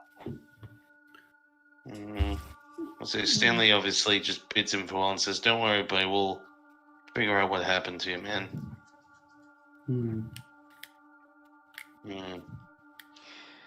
HG King, anything from you? No, you answered all the questions Yep. that I think I had. Are you going to take him on face value that he was not drugged at the time when he did the murder? Oh, yeah. He said he thought he may have been drugged. Yeah, so you say you might have been drugged, so...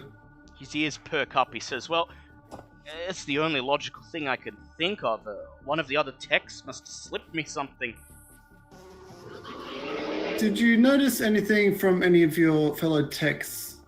Were they acting strangely? Were they acting like they had something to hide or out of the ordinary? He tries to think, and he shakes his head. He says, "Look, air of secrecy everywhere over there. Everyone's trying to hide something." He says, "If only I had a way to know for sure." And has anything like this happened before, where you're just simply not sure of what's been going on? Shakes his head. He says, "Can't think of it, but if it has, nothing this bad."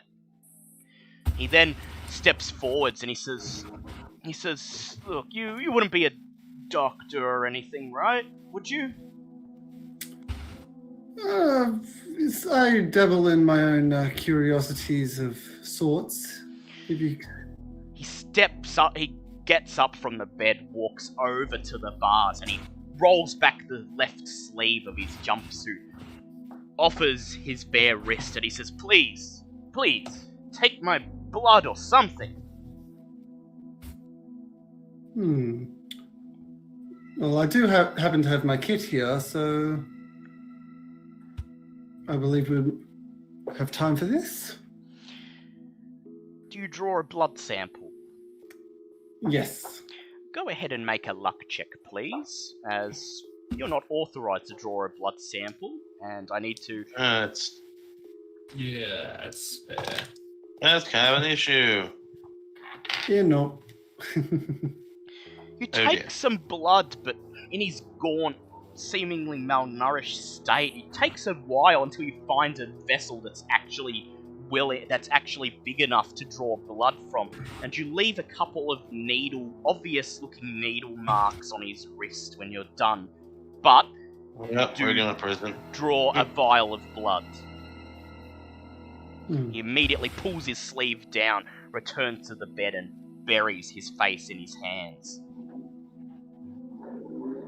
Now, this is on the key that we were going to figure out exactly what's going on. You know that? He just nods silently.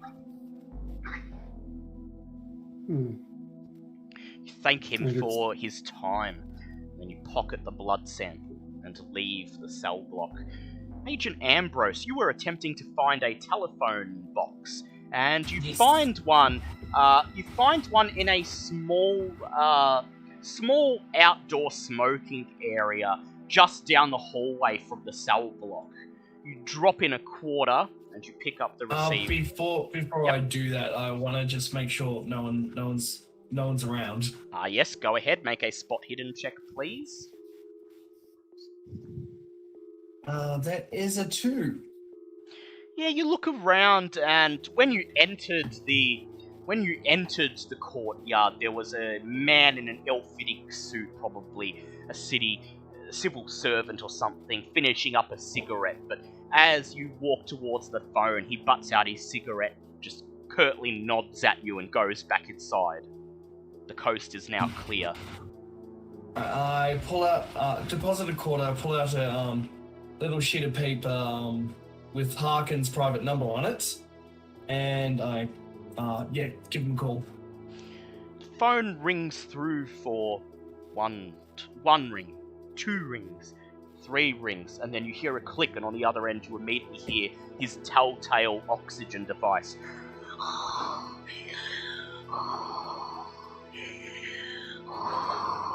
Jacob, speak. Harkin, this is Lamont here. I've got something I want you to look up for me now.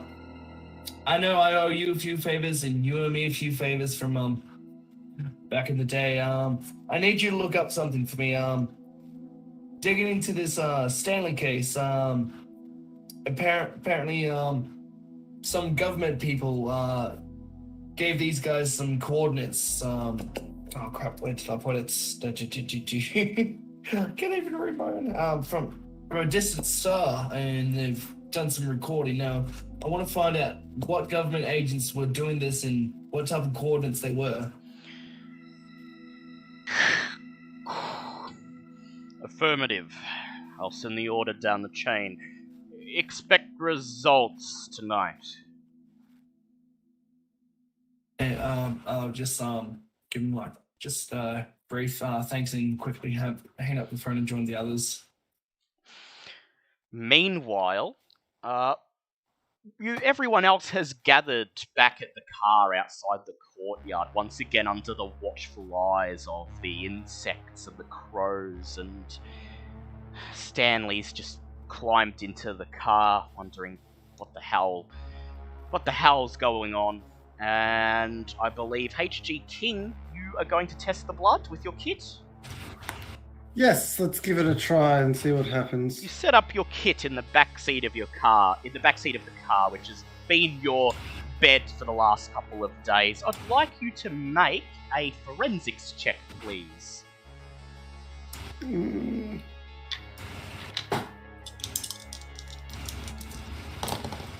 Well, that is an 11, which is a hard pass. As Stanley and Vince Langley chat idly about their next move, you test the vial of blood, and you quickly determine that there are no traces of drugs or other chemicals within Mr. Arnold's system. However, there are traces of adrenaline and other endorphins in his system, which suggests that he has been in a heightened state of alert or panic. And in fact, I would now like you to do an intelligence check.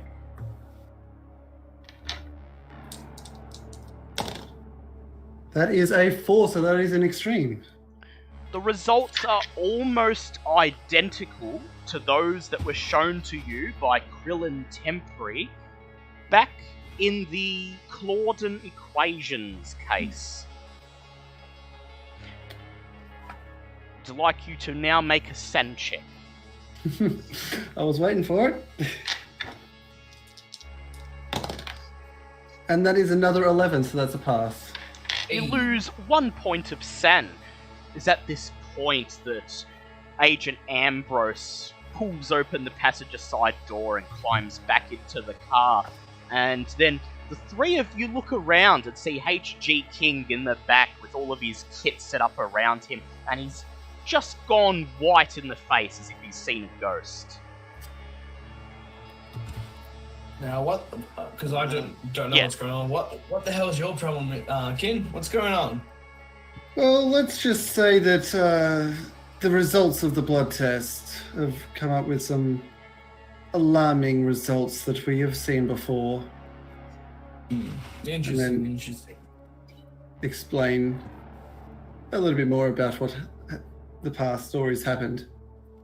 I will write that down and keep it on hand. I strongly suggest we go to Stan's house and check out that liquid he was telling us about. Yep, so is there that's your next move, to go to Stan's apartment?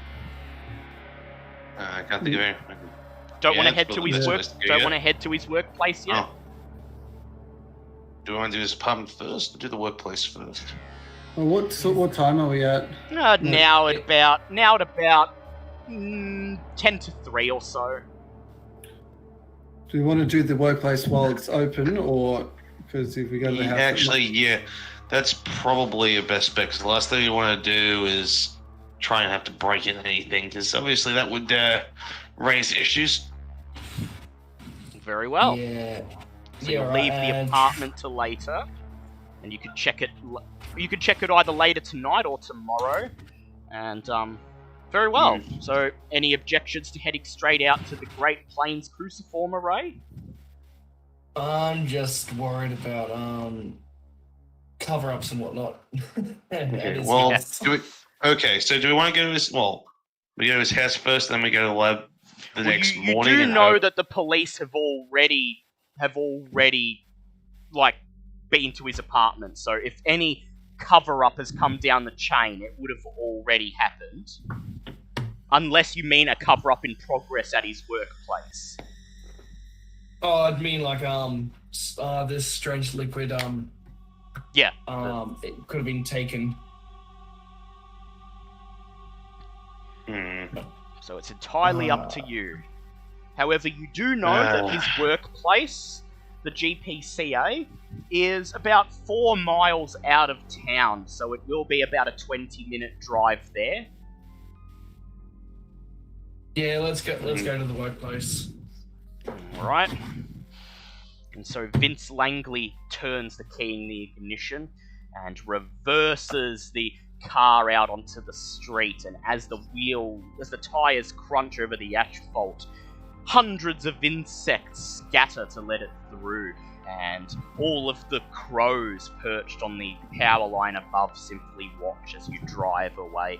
Vince Langley, I'd like you to make a drive auto check, please, to see whether you actually get to the workplace in good time. Would you like to push that? I think I shall, actually. Go ahead. Lovely! Yes! So perhaps making up for the drive into town, Vince tells you he's going to take a side route, and rather than passing straight through the main street of the town and onto the highway, as soon as you leave town, Vince pilots the car onto a small dirt road that leads through the arid plains, and this shaves a good 10 minutes off the drive, meaning you found a way to get to and from the workplace in as short a time as 15 minutes. Yes, and this might be useful for next time. So the Gpca radio telescope facility is located 4 miles due west of Hayden, and once you reach its vicinity, you see a small gravel road branching off from your current road. This gravel road with a sign next to it reading simply, Gpca, visitors and employees only. Turn onto the gravel road, and begin to drive towards the facility. As you near the facility, you see a set of rails stretching across the flat plain, large, movable radio satellite dishes. And I'm sure large, movable radio satellite dishes.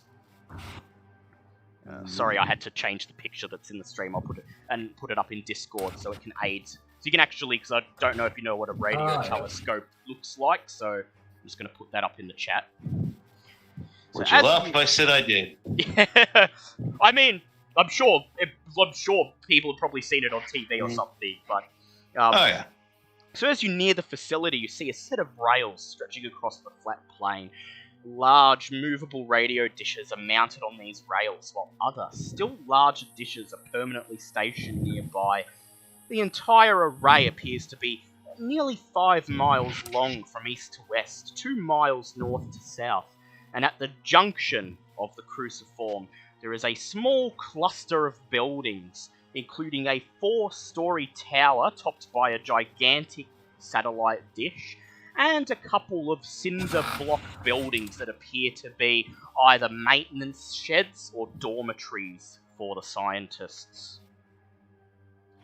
You continue moving down the gravel road until eventually it comes to a small chained-in parking lot.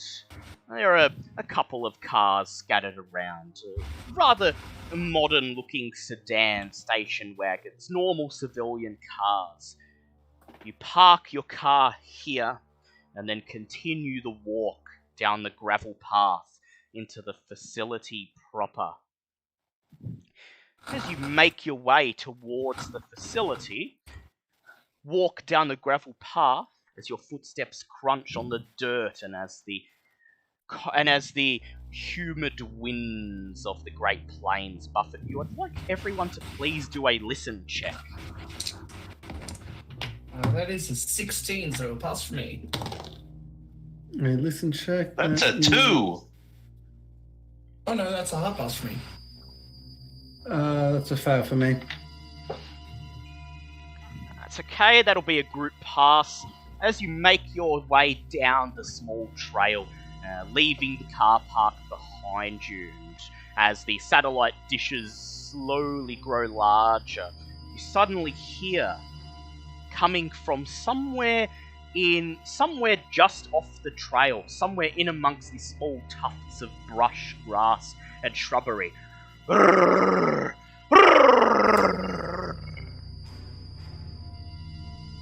This dog? Turn to face the growling, and then you see, coming out from behind a large shrub, 2 large German shepherds, their teeth rumbling as their teeth bared, their lips rumbling as they growl at you, and looks of manic hunger in their eyes as they slowly begin to walk towards the trail. Where's Dan Blythe when we need him? Yeah. What would you like to do? Are we exposed right now? You are exposed. You're on a dirt trail in the middle of a grassy, arid plain, and these dogs are slowly prowling towards you. At any moment, it looks like they might just snap and run at you. Do they look mangy or anything wrong with them? I'd like you to do another natural world check, please.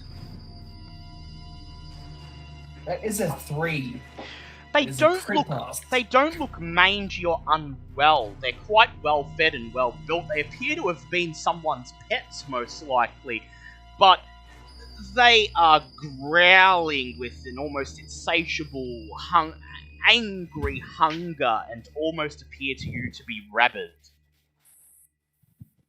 They appear to be rabid. Oof. Can someone try and tame them if they have a natural world ability? I just used natural world. Yeah, to see if there was anything specifically wrong with them.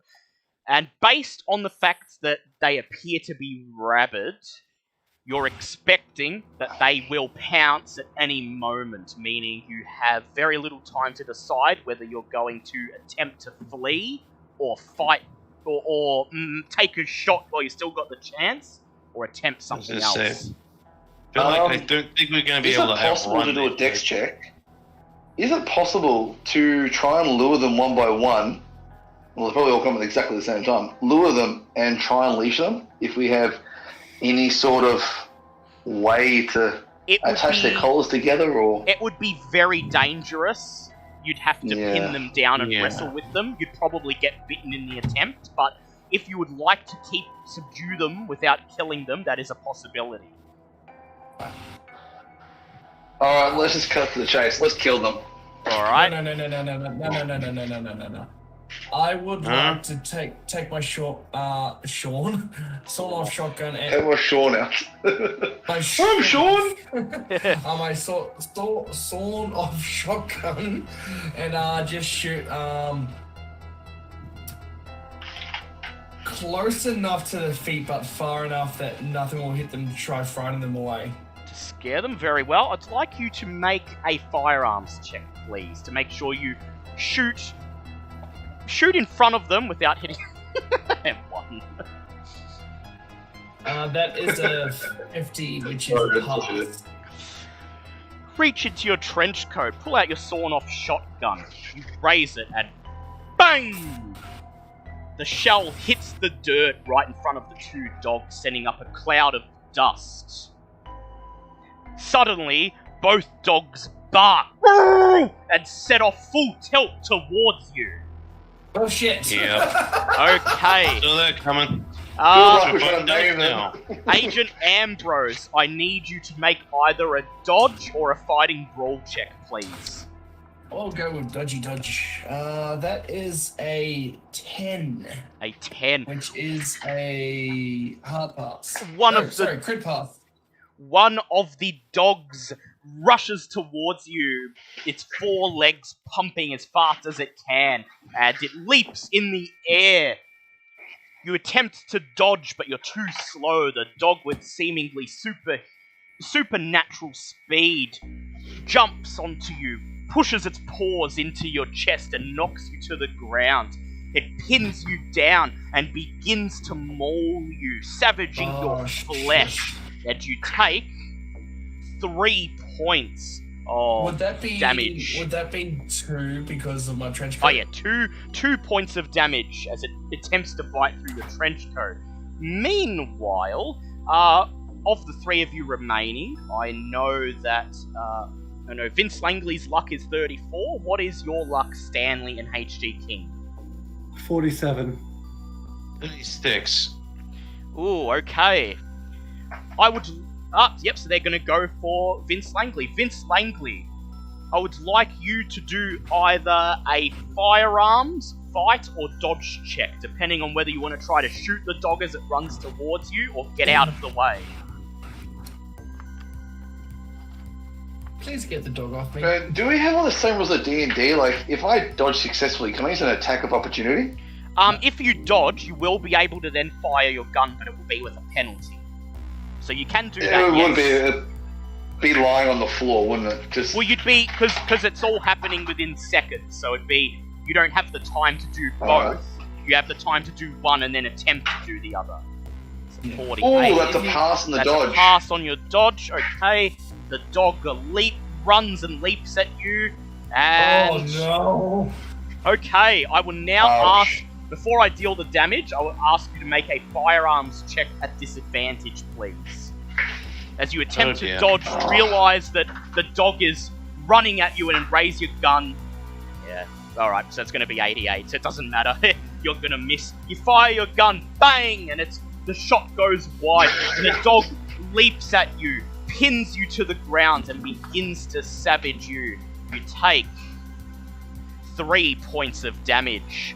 Oh my god, you shot me. Stanley and HG King, what are your dex values? 60. 40. Alright, HG King, it is your turn. You. So the dogs are on. The dogs have pinned. Yep, the dogs have pinned Vince and Ambrose and are savaging them right now. Right. So what I want to do is go up to whoever's closest with my knife and then just Yep. stab it. So that would be the one that's pinned Ambrose. So go ahead, make a fighting brawl check. Actually, can I use like the butt of the dice? It's not like lethal yeah. that might knock it out. Yeah, go ahead. That'll be a penalty on the damage, but it's okay. Yeah.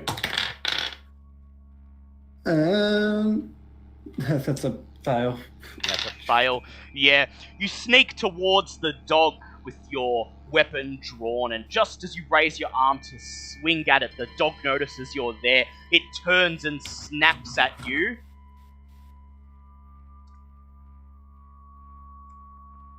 It snaps at you, sinking its teeth into your arm, and you take 1 point of damage as you pull away, blood gushing down your sleeve.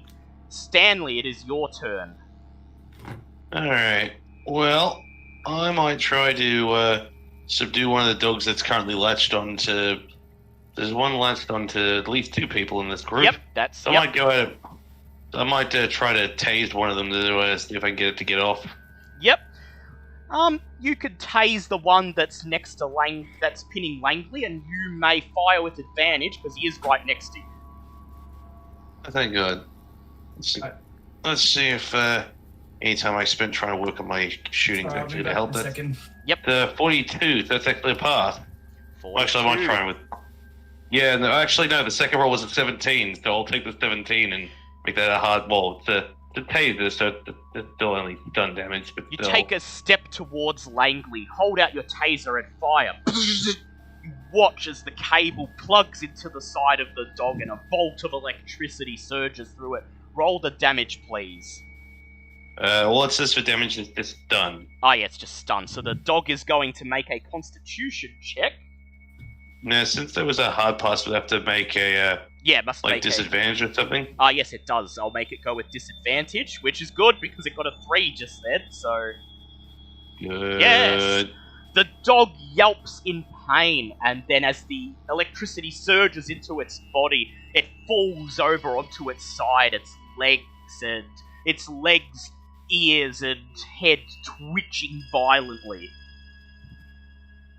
God damn. It is now the dog's turn. One dog is stunned, but the other one still has Agent Ambrose pinned, and so it's going to... Agent Ambrose will have to make an attempt to break out of this grapple. Just wait for Liam. I was hoping that you wouldn't get killed by 2 dogs, so this is good. That's Going so fine. well. Just a nice early into the night. Yeah, 2 dead. Yeah, two the investigation dogs we had killed just you. kind of fucked us over. So it's the ones you least expect, people. It always is. Right, so I'm going to roll the dog's check first, and then he can contest against it. Well, that's a 93, so I think he's fine. So, unless he doesn't pass his check, he'll be able to pull the dog off and then take an action. So, so everyone, I hope you're enjoying tonight's adventure so far. And Liam is back. I'm back, sorry. Yep, so it is now the dog's turn. The dog still has you pinned. It attempted to bite you, and it rolled a 93. You must now make either a fighting brawl or a strength check that beats its bite check to break free, to push it off you and be able to take your turn. So go ahead. Yeah, I'll go strength check. And that is a 22, which is a hard pass. A hard pass. The dog bites at your throat. You weave your head to the left and then, summoning up all your energy, push forward, sending the dog flying off you. What would you like to do now?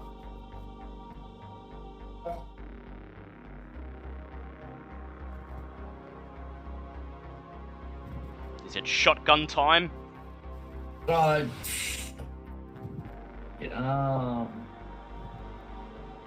kind of don't. Well, yeah.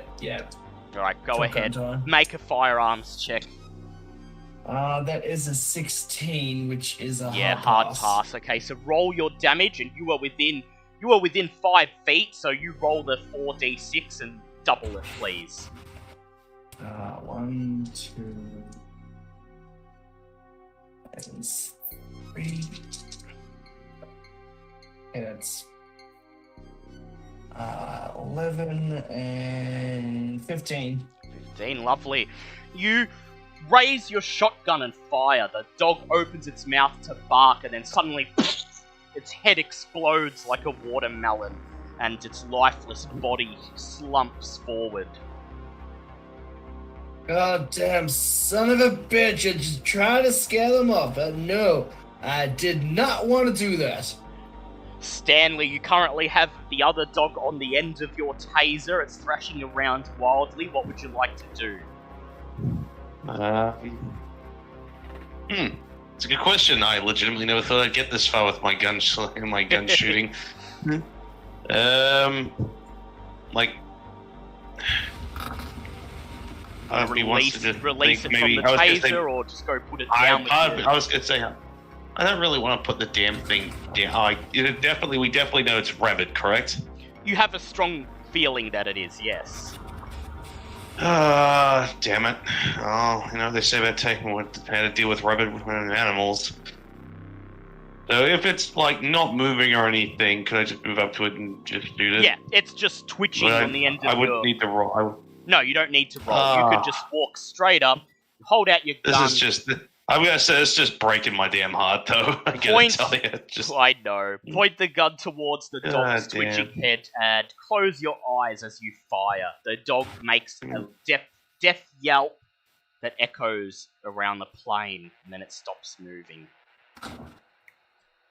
You all catch your breath, gather yourselves, and recover from the sudden attack. You appear to be safe. There don't appear to be any more of them. God Okay. damn it! Holy shit. Well, that was fun. What would you like to How's do everybody now? doing? Would you like to continue down the path, or is there anything you would like to check with these dogs first? I just don't really like it. Yeah.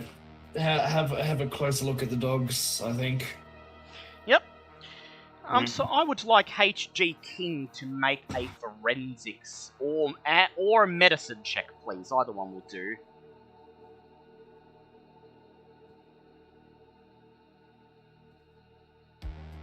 Smithy, you there? Sorry, yes, I Yep. had a train go by. Yes, I heard that. Yeah, just do a I wonder what that forensics was. or a medicine check, whichever one you would prefer. Yeah, forensics is higher, so. Yep. And that is a 27, so that's just a normal pass.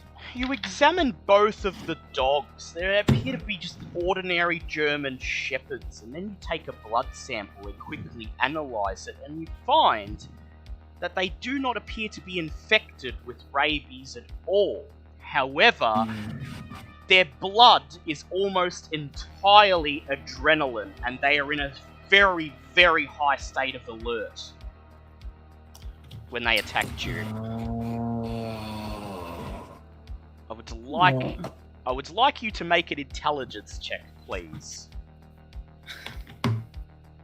Kind of in and out there. What did I miss?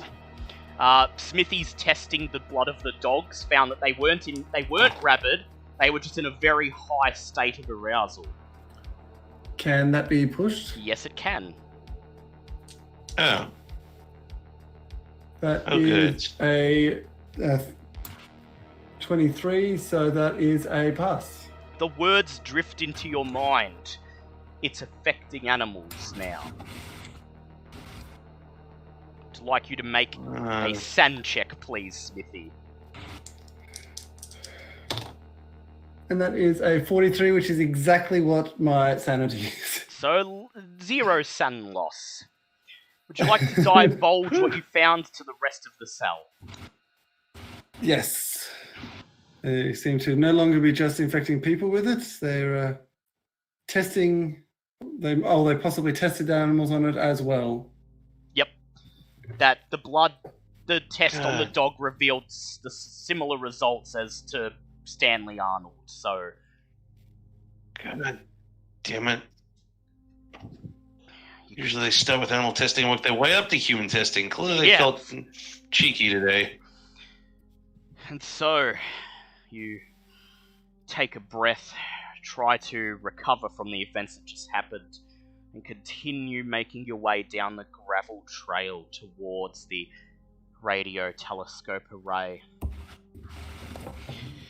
As you get closer and enter the facility itself, you notice that the 4-story tower appears to be the main building where everything happens. The small cinder block buildings that are scattered around the facility are indeed just maintenance sheds, and one which claims to be a dormitory.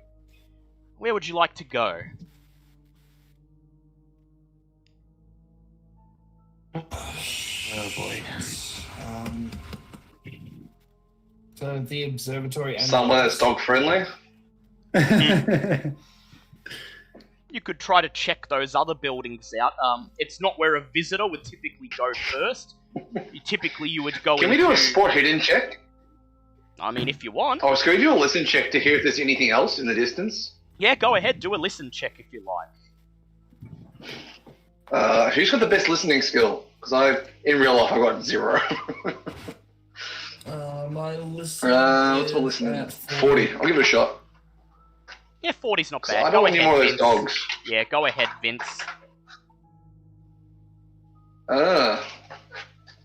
69. Can I push it? Yeah, go ahead. You know what? Don't worry about it. I don't want to listen. You hear the whir of machinery, presumably the radio telescopes, coming from the 4-story tower. The small cinder block buildings appear to be silent. You can't hear anything coming from any of those. You do notice there is a big sign at the end of the gravel trail leading into the facility that reads, "Visitors, please check in at reception," and then there's an arrow pointing towards the 4-story tower.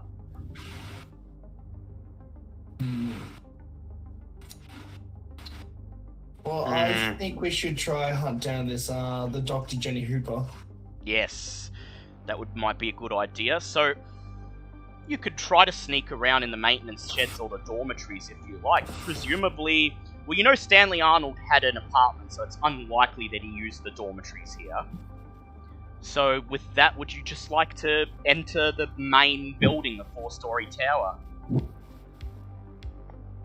I think it would be a good idea because we might get in trouble if we are caught sneaking around at the moment. Lovely. Yeah. Very well. You walk towards the 4-story tower and you take a deep breath, and then you grab the handle on the tinted glass door and pull it open, entering a front lobby. There is a receptionist desk manned by a frizzy brown-haired woman of about 40-ish. There are 2 very spacious-looking sofas pressed against the wood-panelled walls on either side of the lobby. There are 2 vending machines placed beside one of the sofas, one dispensing soft drinks, the other snacks. And there are stylish prints by Dali and Escher decorating the walls.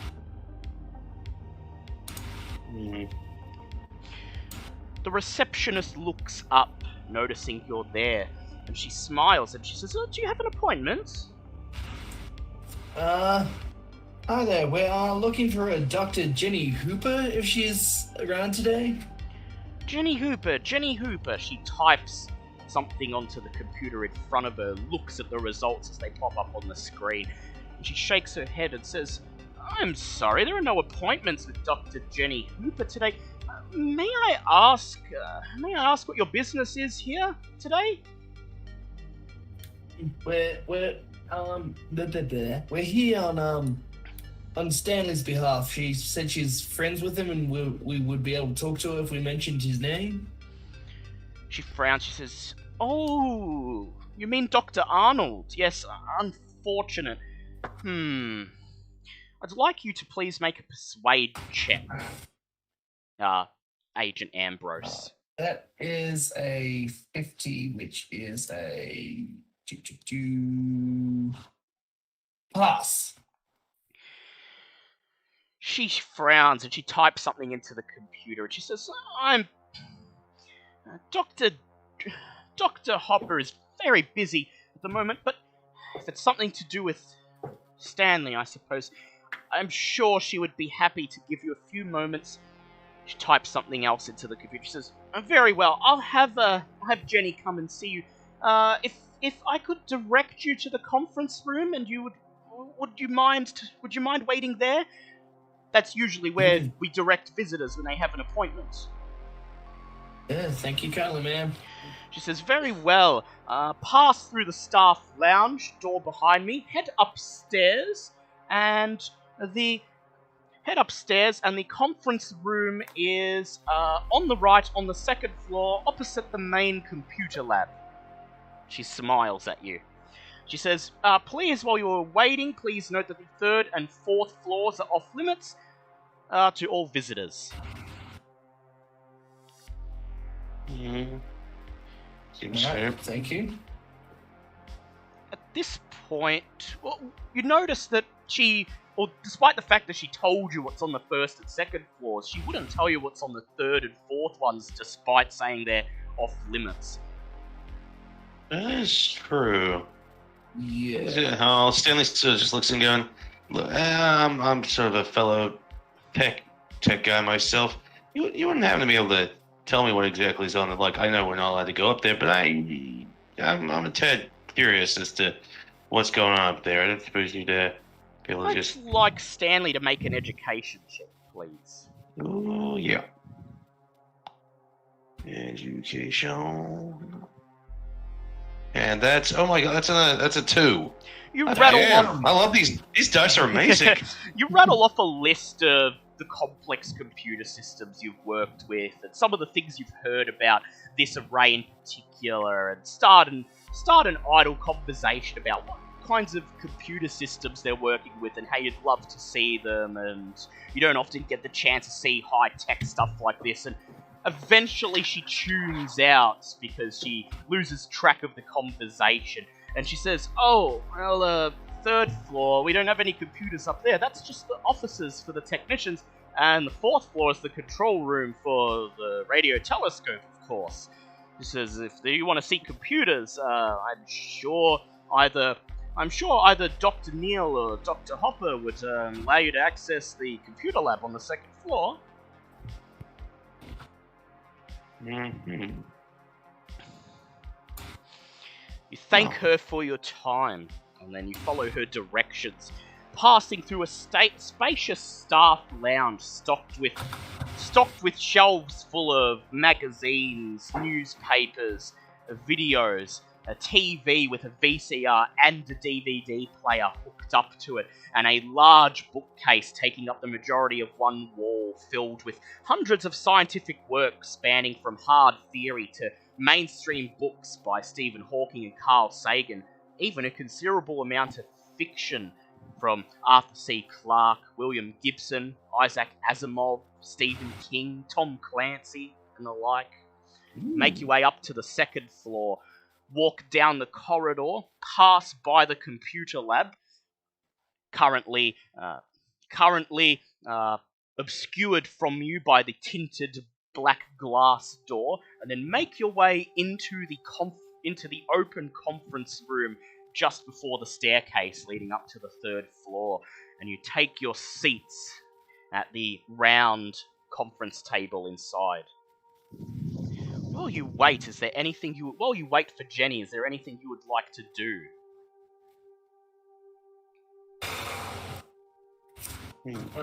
Sorry, I'll be back in again in a second.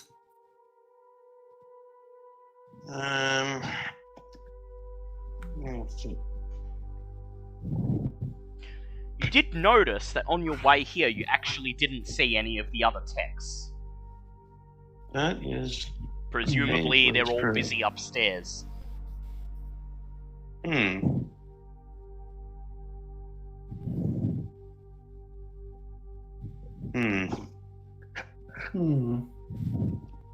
So you'd just like to wait, or... Out of curiosity. Yep. Sorry to interrupt. Do they not already visually see us bleeding profusely from dog cuts and Well, wounds? you addressed the wounds before you came in. Oh, So okay, okay. yeah, you quickly I thought they'd addressed still the see the wounds. scars No, and no. start inquiring further. Yeah. Stanley, I'd like you to make an intelligence roll, please.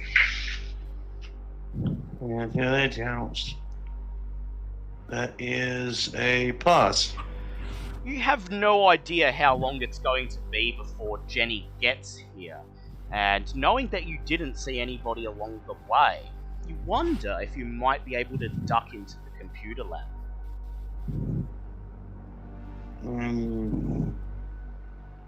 Give it a go. Of course, if it goes wrong, we're all probably dead. But hey, that's beside the point. How does everyone else feel about that? Yeah, how does everyone else? So Stanley mentions that he noticed that Go there for doesn't seem to be anyone around. He's wondering if he could sneak into the computer lab.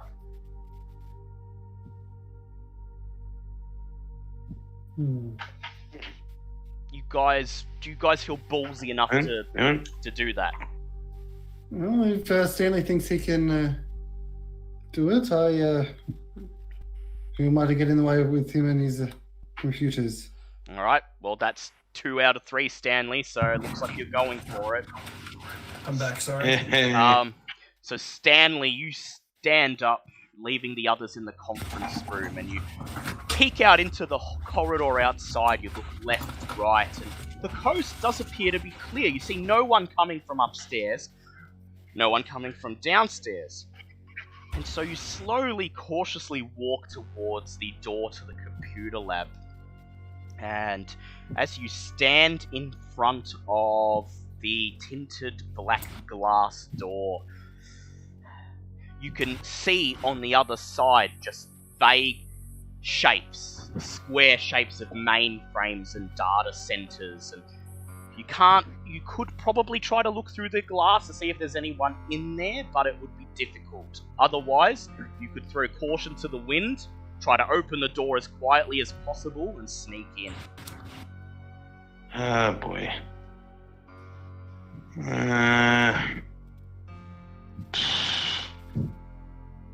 So we'll just try and check to make sure that there's no one else in there first. Yep, I would like you to make a spot hidden with disadvantage, please. Damn.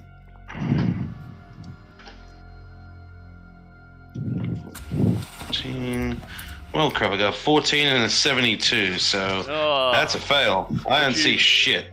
Would you like to push that?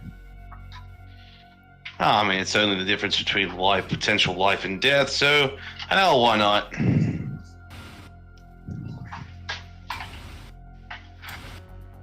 Okay.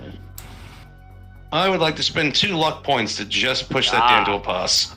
You press your face up against the tinted glass, squinting your eyes and trying to make out anything on the other side. You see the angular shapes of the computer systems, at least 2 servers, a data bank, various desktop PCs across plastic counters. And then you see movement, a humanoid shape. He or she gets up from one of the desktop computers and moves into a small closet or side room at the back of the computer lab, pulling a door shut behind them. Ooh, you've got to go. Liam's not feeling well. That's alright. That's alright. We'll wrap up. We'll make this a 2-parter. So we'll wrap this up soon. We'll wrap this up soon. Oh, man. That's okay. we'll wrap it up in like the next 10 minutes, and we'll make it a two-parter. That's okay, and then I'll combine the two fair enough. when we combine the two when we do the. So I'm just starting to get really hot and really sweaty and not feeling well. That's still good, Fair man. enough, That's fair fine. enough. Okay. So, yep. So make sure you note the damage you've taken. And I have down to 9. yep. So I'll finish this up by like 9:30 then, and yeah. Sorry, guys. That's okay. We'll make it a two-parter and do the second part next time. So that's okay. Yep. It's almost as if I offered to postpone this because he wasn't feeling well and he insisted he could do it. I'm not saying anything, but at the same time, I do hope someone answers that phone. Yeah, but I'll probably edit the two parts together anyway, and I'll edit all this out, so that's okay. Stanley, seeing that person, he or she, move into the back room and pull the door shut behind them, would you like to try to creep in? The computer lab is quite a big area. It does take up about half of this floor, so if you're able to get in without being noticed, you could probably stay out of sight in there. Yeah, I'll do my best. I mean, I'm not the biggest, smallest guy in the world, but I'll give it a go. Very well. You grab the handle of the door, and you slowly pull it open, stepping into the computer lab. Please make a stealth check. Oh boy. Come on, boy. Close. Holy shit, that's a 1! Lovely. If you listen carefully, you can almost hear Stanley going just casually rolling around, just like Metal Gear theme song, just You keeping just your rolling eyes around. Keeping your eyes on the solid white door leading into the other room that you saw the person go through, you briskly walk across the computer lab and look around to see what equipment looks the most promising. I'd like you to please make a electronics check. Now we're working in the wheelhouse.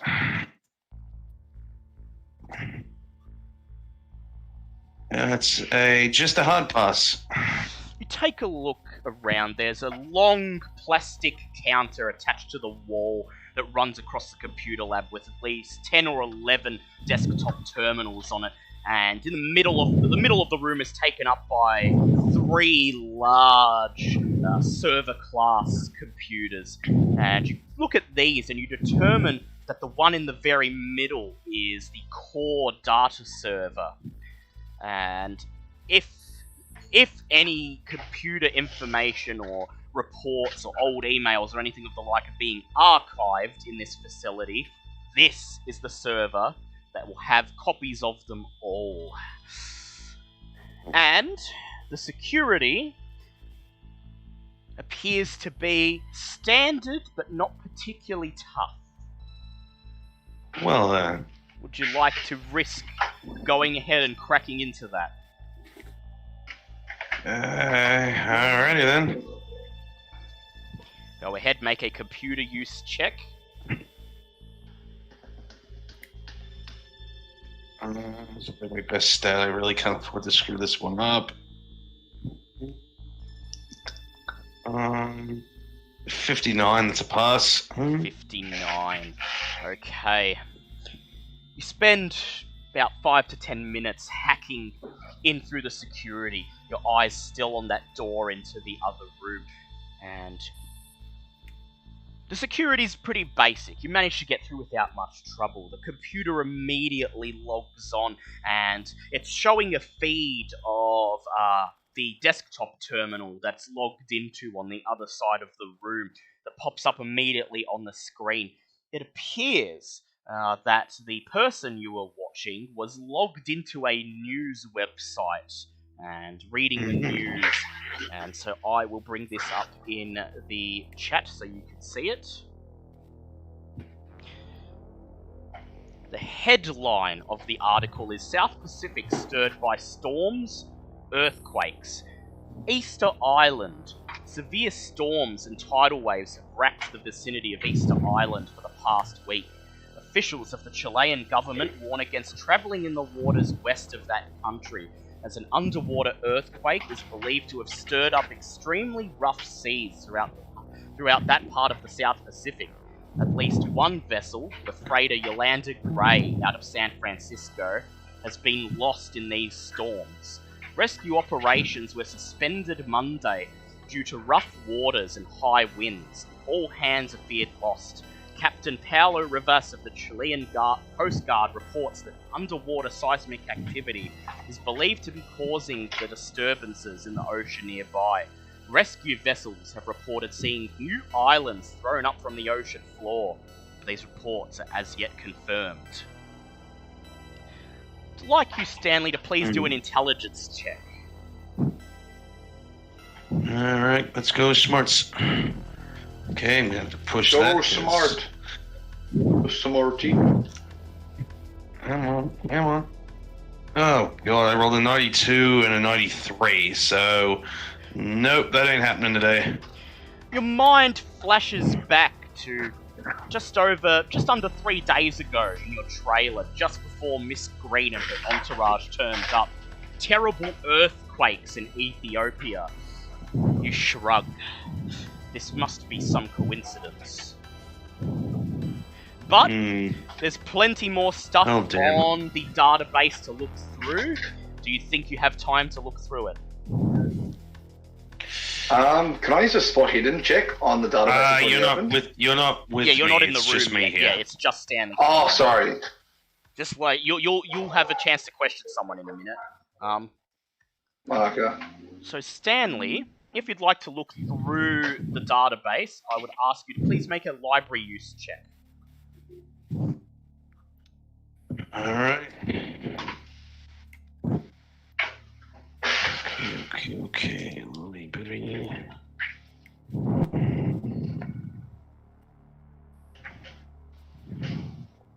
That's a 14, so that's going to be a hard pass.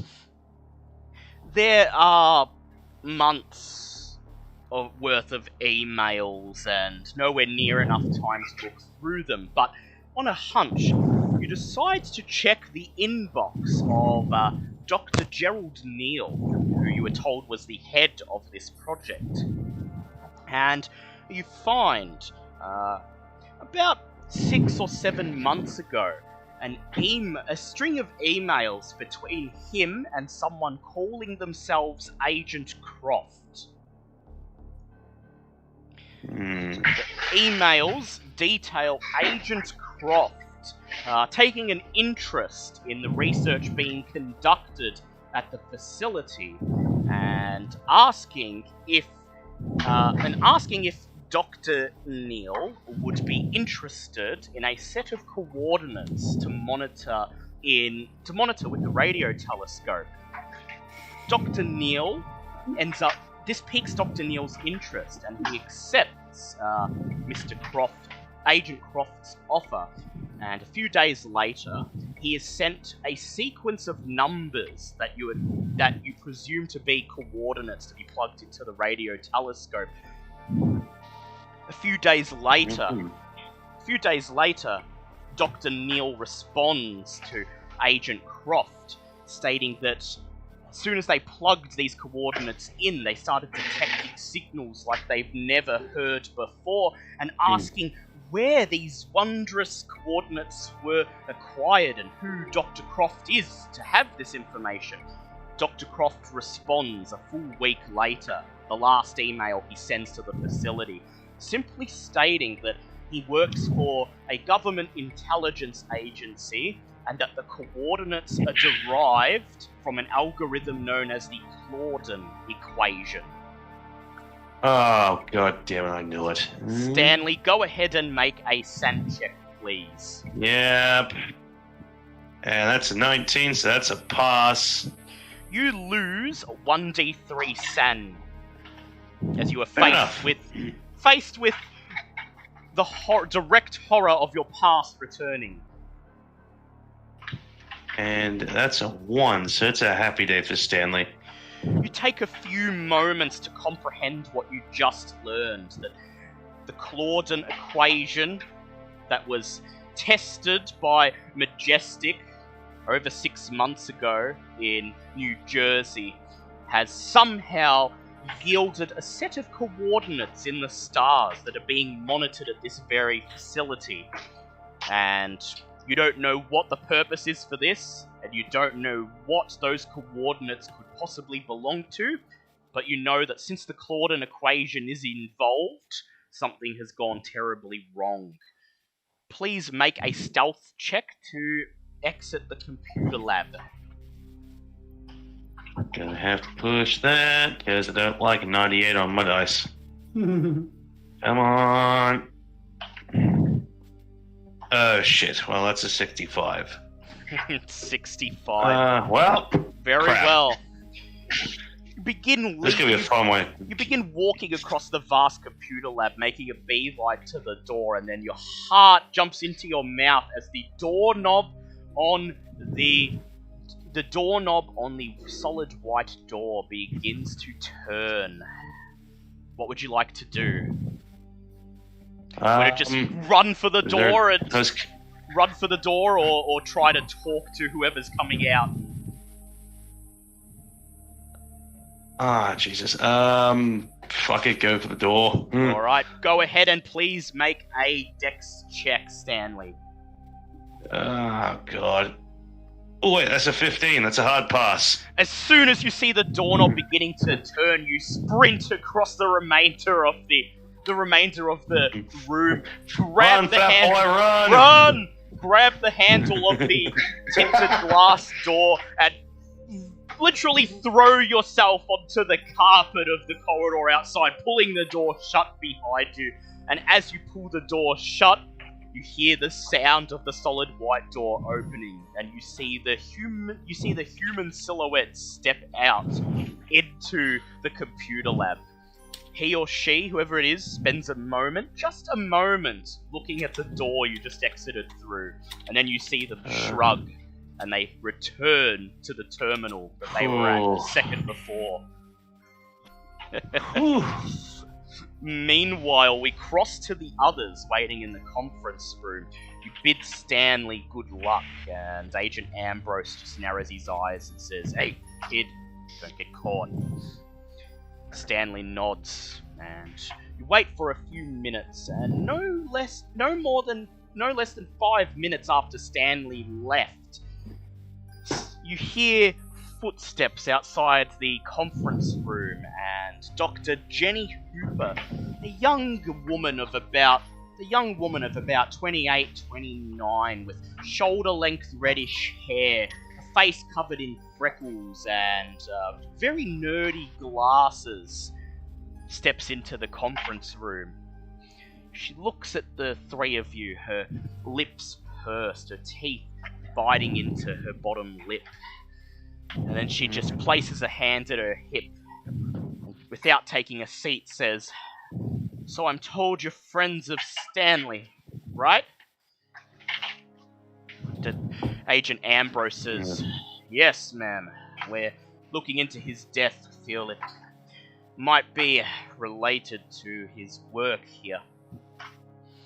She just nods and she says, "Well, can only spare 10 minutes from the control room, I'm afraid," but she takes a step forward, pulls out one of the chairs and sits down.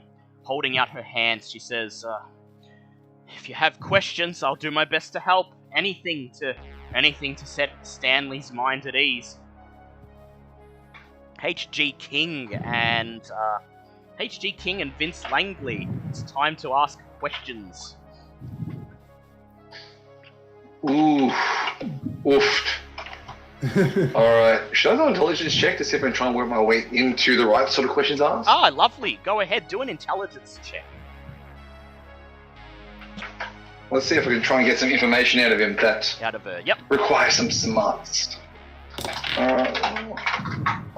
Oh, wow, okay, that's ridiculous. Yeah, No. do that again, that's a D1. We broke the time-space 21 continuum. pass. So you spend just a few moments mulling over the facts as they stand. So Stanley Arnold is currently incarcerated for killing his wife in a fit of rage. He was working on the project at this facility.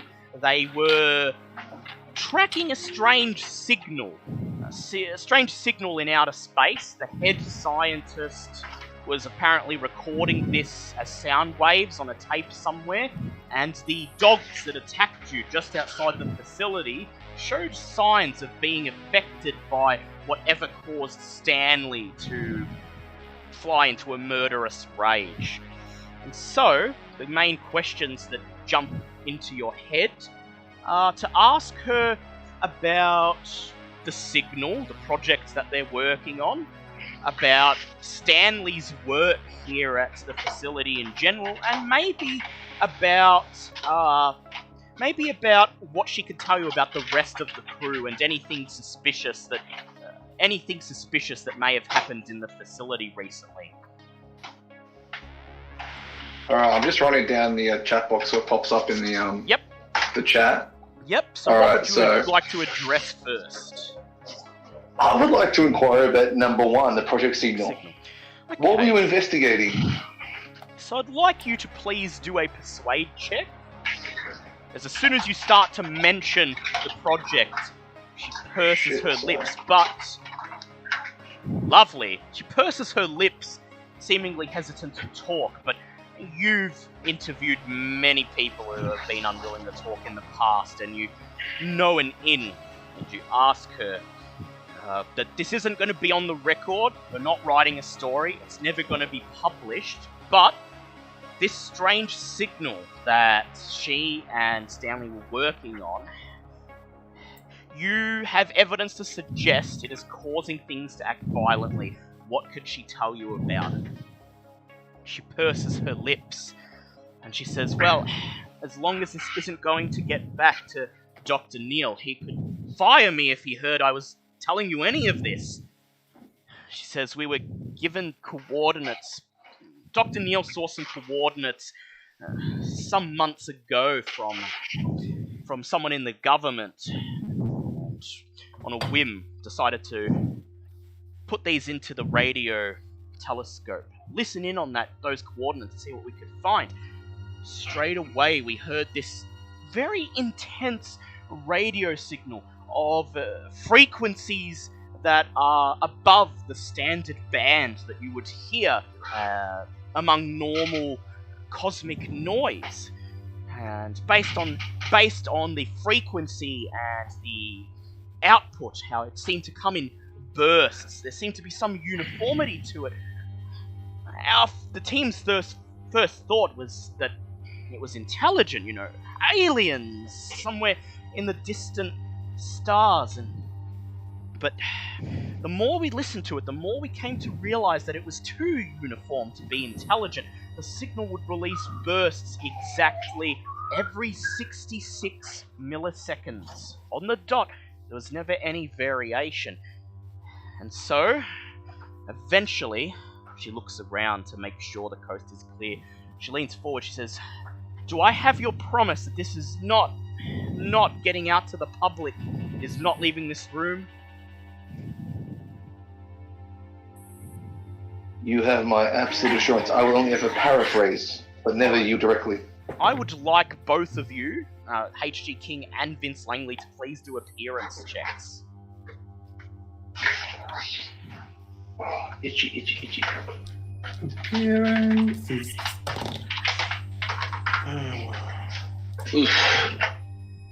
That is a 44, so it's just a pass. Okay, would you like to push that, M1? I would. I Can would you like to push that. Do I just get like those fake glasses and beards on? Well, she's trying to see if you can look sincere. She frowns and she thinks for a moment. I would like you to do a luck check, please, because while HG King looks sincere, she doesn't quite trust you, so it's going to be a matter of luck whether she's going to go further. Ooh, 43. Ooh, you could push that if you like.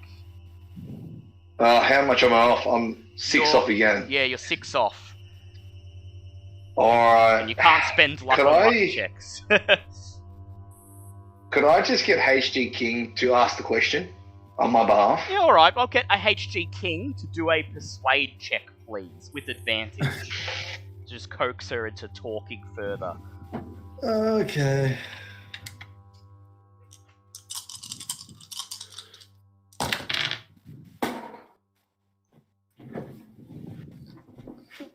Where'd that go?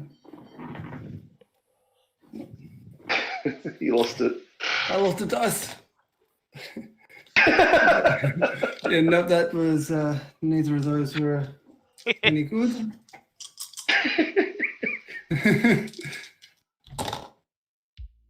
Yeah, no.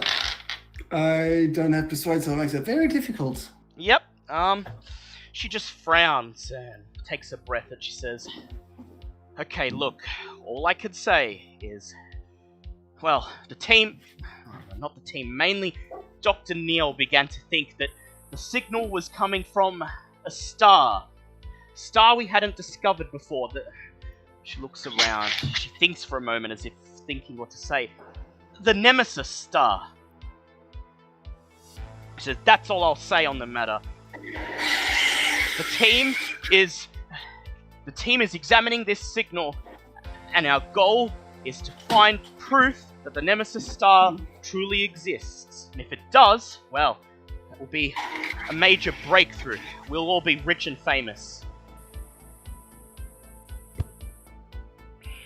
So at this, I will make an astronomy check for Agent Ambrose, which he passes. No. Agent Ambrose just purses his lips and says,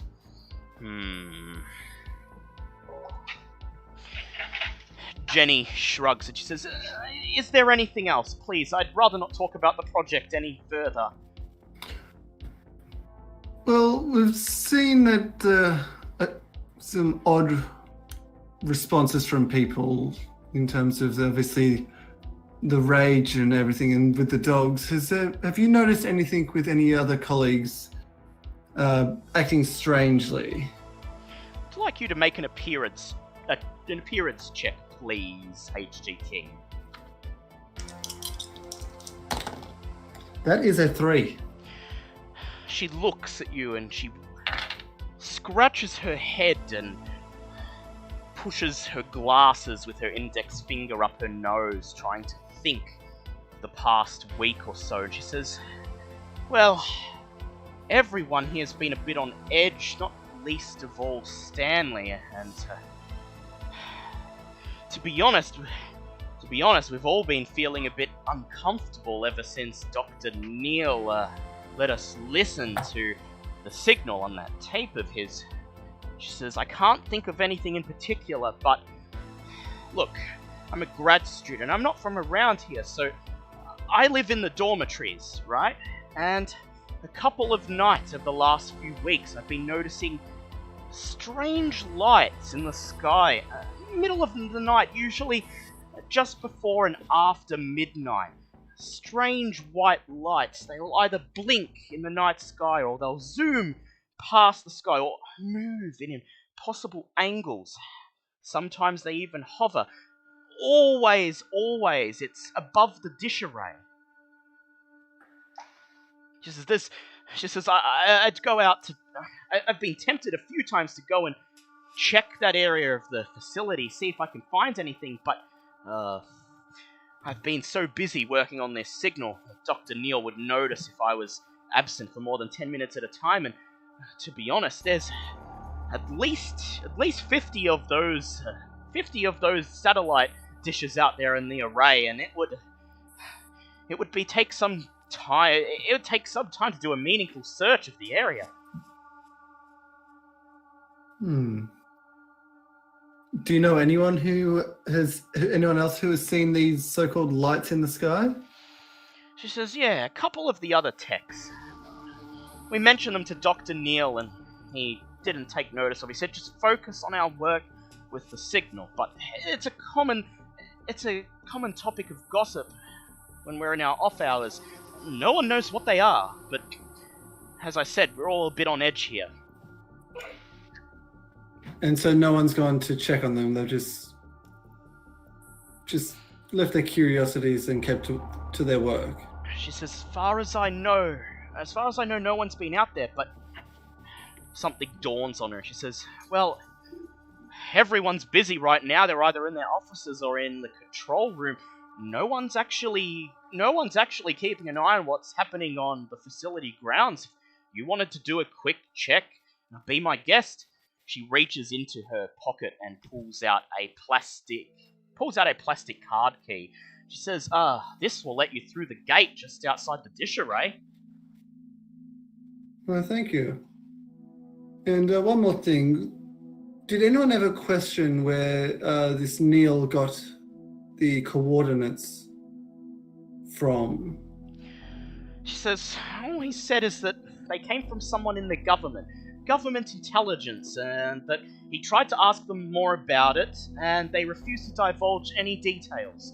He said, anyway, it doesn't matter because wherever he got these coordinates, they work, and we found something. But my thing is, did you find something that was unknown, or did you find something that people wanted you to find?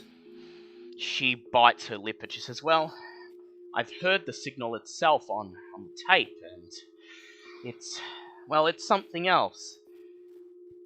She thinks for a moment and she says, well, I don't suppose you'd want to go directly to Dr. Neil and ask to listen to it, would you? Well, not sure I fully trust this Neil. He seems like he's got everyone on edge to try and cover up what's really going on. She says, fine. I could lose my job for doing this, but I'll do it for Stanley. I'm gonna try and make a copy of that tape and get it to you sometime in the next few days. Maybe you can make some... Maybe once you hear what's on it, you'll know what we're dealing with. I get the feeling that you know much more than you're letting on, or more than even Dr. Neil knows what he's dealing with. So out of context, we were told by Stanley that he'd hid a tape somewhere. He'd hid some materials in his home. In his home, okay, cool. Yes. But that'll probably be for the next parter. Yeah. Is there anything else you wish to ask of her?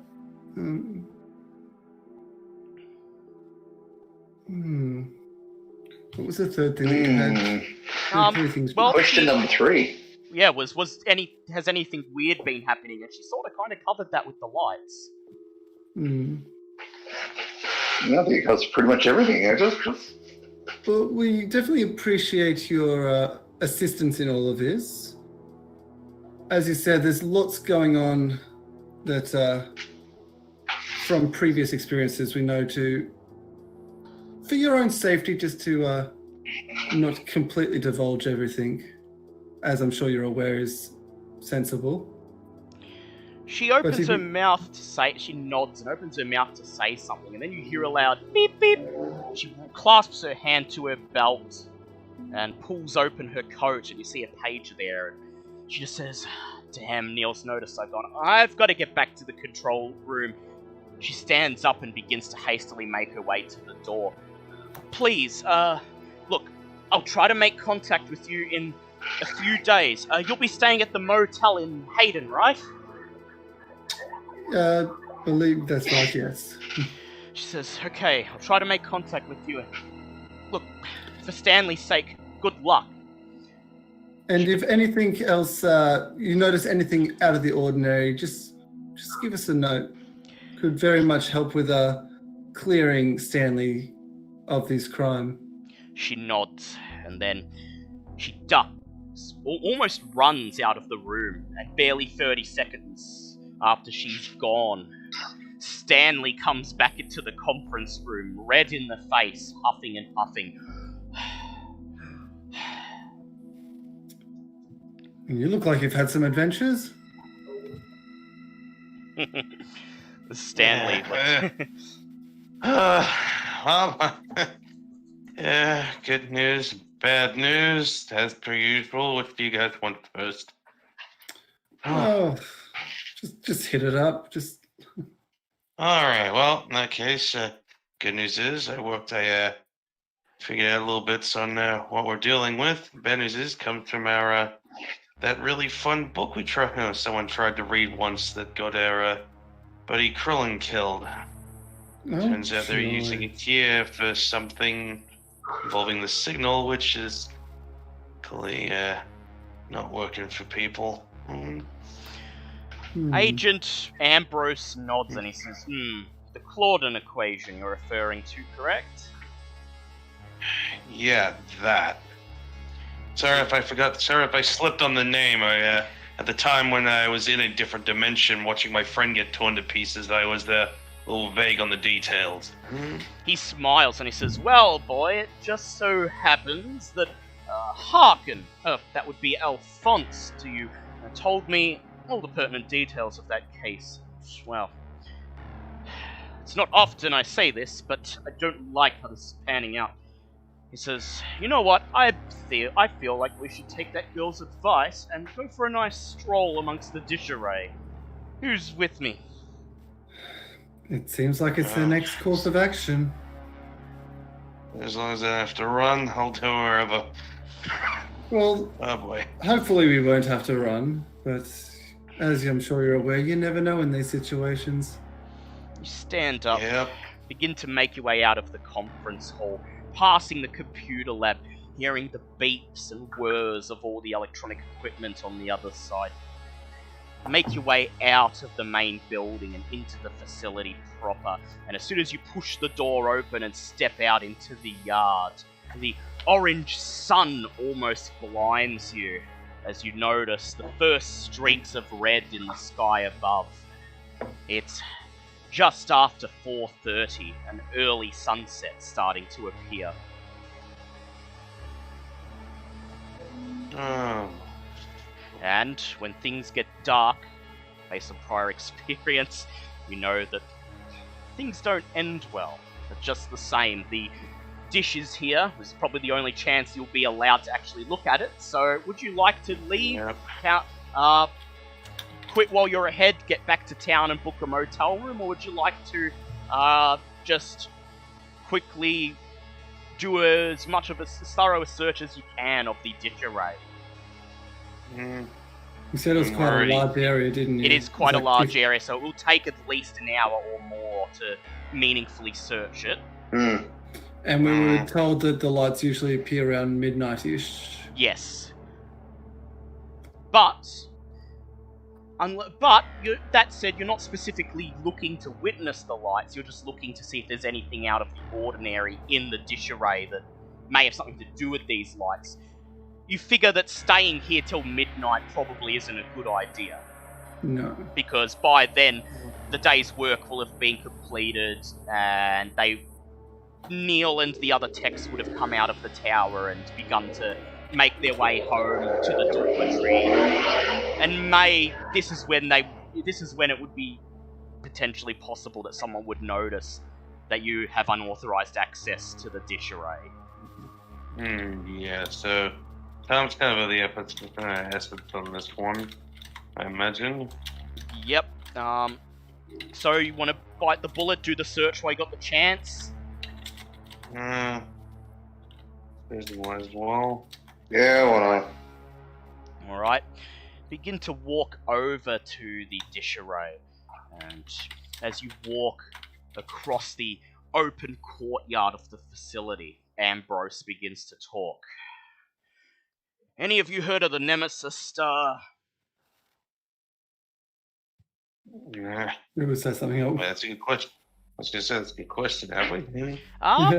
Well, you can go ahead and make education Nemesis Star. checks, because you may have heard of it, but it is something that Ambrose specifically would know, because he's into astronomy. I was going to say, what would a 9 get me? A 9. Yeah, well, that makes sense for you, Stanley, because it turns out the Nemesis Star is actually part of a number of conspiracy theories.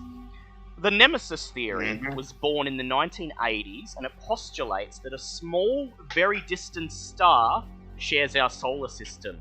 A star made of dark energy, rendered invisible. At its farthest reach, the companion star's orbit takes it 14 trillion miles from the sun. This star, called Nemesis, completes one orbit of the solar system every 26 to 30 million years, and the disruptions that result from its near passing are believed in conspiracy theories to be responsible for periodic mass extinctions, including the demise of the dinosaurs.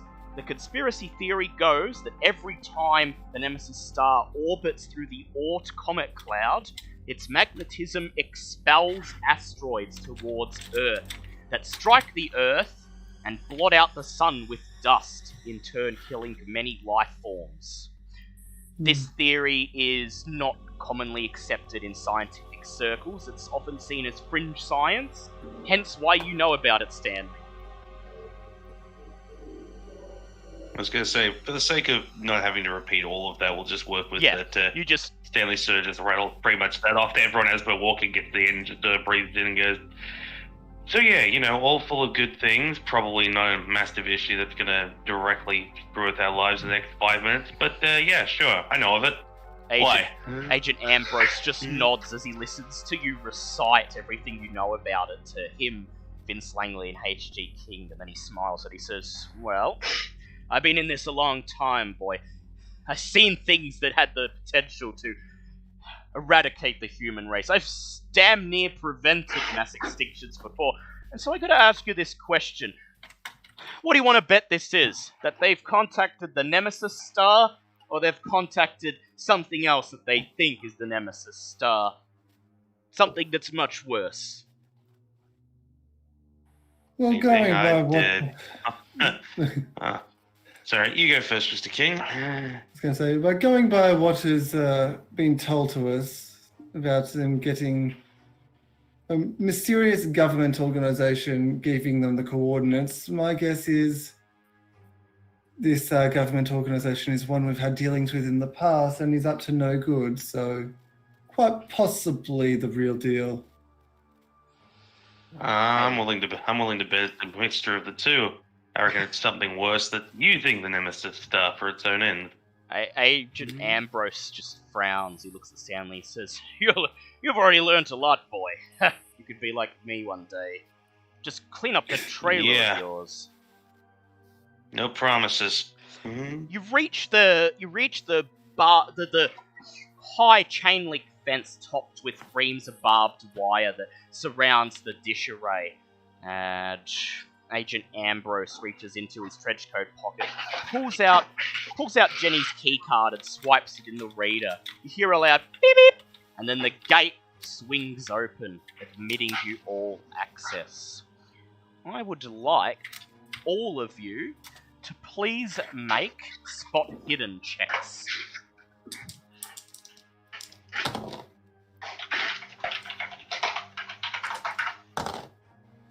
Oh, wow. Yes. He sees the everything. Although, I got a stick. That's I was going to say, if you have either survival or track, you may do either of those with advantage, if you wish, instead of spot hidden. But I think you all passed your spot hidden checks, didn't you? So that is just fine. by a bit. Yeah. I was going to say, our reporter friend for a brief second. I was going to say, our reporter friend for a brief second sees past the veil and sees a bunch of guys sitting around laptops talking about their some random adventures that they're talking about. He's good at looking for small details, and so you quickly fan out amongst the 50-odd giant satellite dishes, looking for anything out of the ordinary. The search takes half an hour, an hour and a half, 2 hours.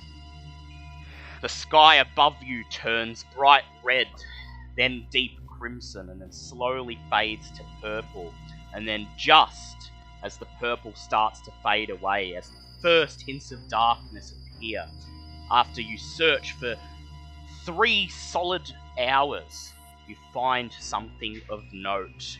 Hidden in the shadows underneath dish number 23. Hidden so well in the shadow that you walk past it several times before you actually notice something's there, is a strange circular object that looks to have been left behind fairly recently. I'll bring it up in the chat so you may see it. Ooh.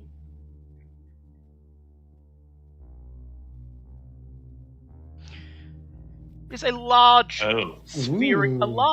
sphere, presumably made out of some sort of rock or concrete, with a single rod about a foot long, skewered through the middle. There are grooves on the sphere, and as you look at it, you notice that it is not a sphere at all, but it is instead a series of rotating discs attached to a rod that can each be rotated independently. And each of the discs is covered in a variety of bizarre mathematical-looking symbols. However, Stanley, you may make a Cthulhu mythos, and so may HG King. You may both make Cthulhu mythos checks. What my mythos at? It's not perfect, but it's still a chance. Yeah, nope. Well, hot damn, it's a 19. That's a pass. Hey! Ooh, good shot. So Stanley, as you idly rotate the discs and look at the symbols, run your finger over them, you notice that you've seen them before. Your mind flashes back to nearly a year ago. A similar sphere that came from outer space. Similar looking symbols engraved on the walls within. This is an alien artifact. Please make a SAN check. Yeah. And when you know it, that's a fail. That will be a loss of 1d3 SAN. Solid. So you said the outside had, like, numbers and stuff on it? Yeah, so it's like, imagine, this picture doesn't really do it justice, this is a Google image picture, but imagine it's like a series of rings that can be rotated, and like a decoder ring or something. Like there's different symbols on each of the discs. And Is it like a cryptex? Yeah, like a decoder or a Rubik's Cube. You turn the discs to make different combinations of symbols. Yeah. And does it, like, so the rings go around, and are the numbers going around, or do the numbers look like they're going from, like, one side to the other through the rings? No, they are going around on the surface of the rings. Yep, so they go round. So, despite the similarity in its shape and the symbols, you quickly determine that this sphere does not appear to be hollow like that one in the farmhouse all that time ago. This, rather than being a transportation device, must be something else, and furthermore, the fact that it was just lying here makes you think that perhaps it was left for a reason.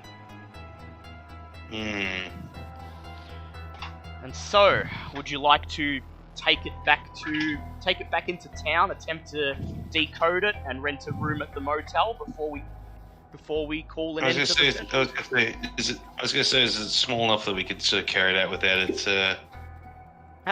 It's large enough that it will be quite heavy for one of you to carry, but two of you working together would be able to carry it without making any noise.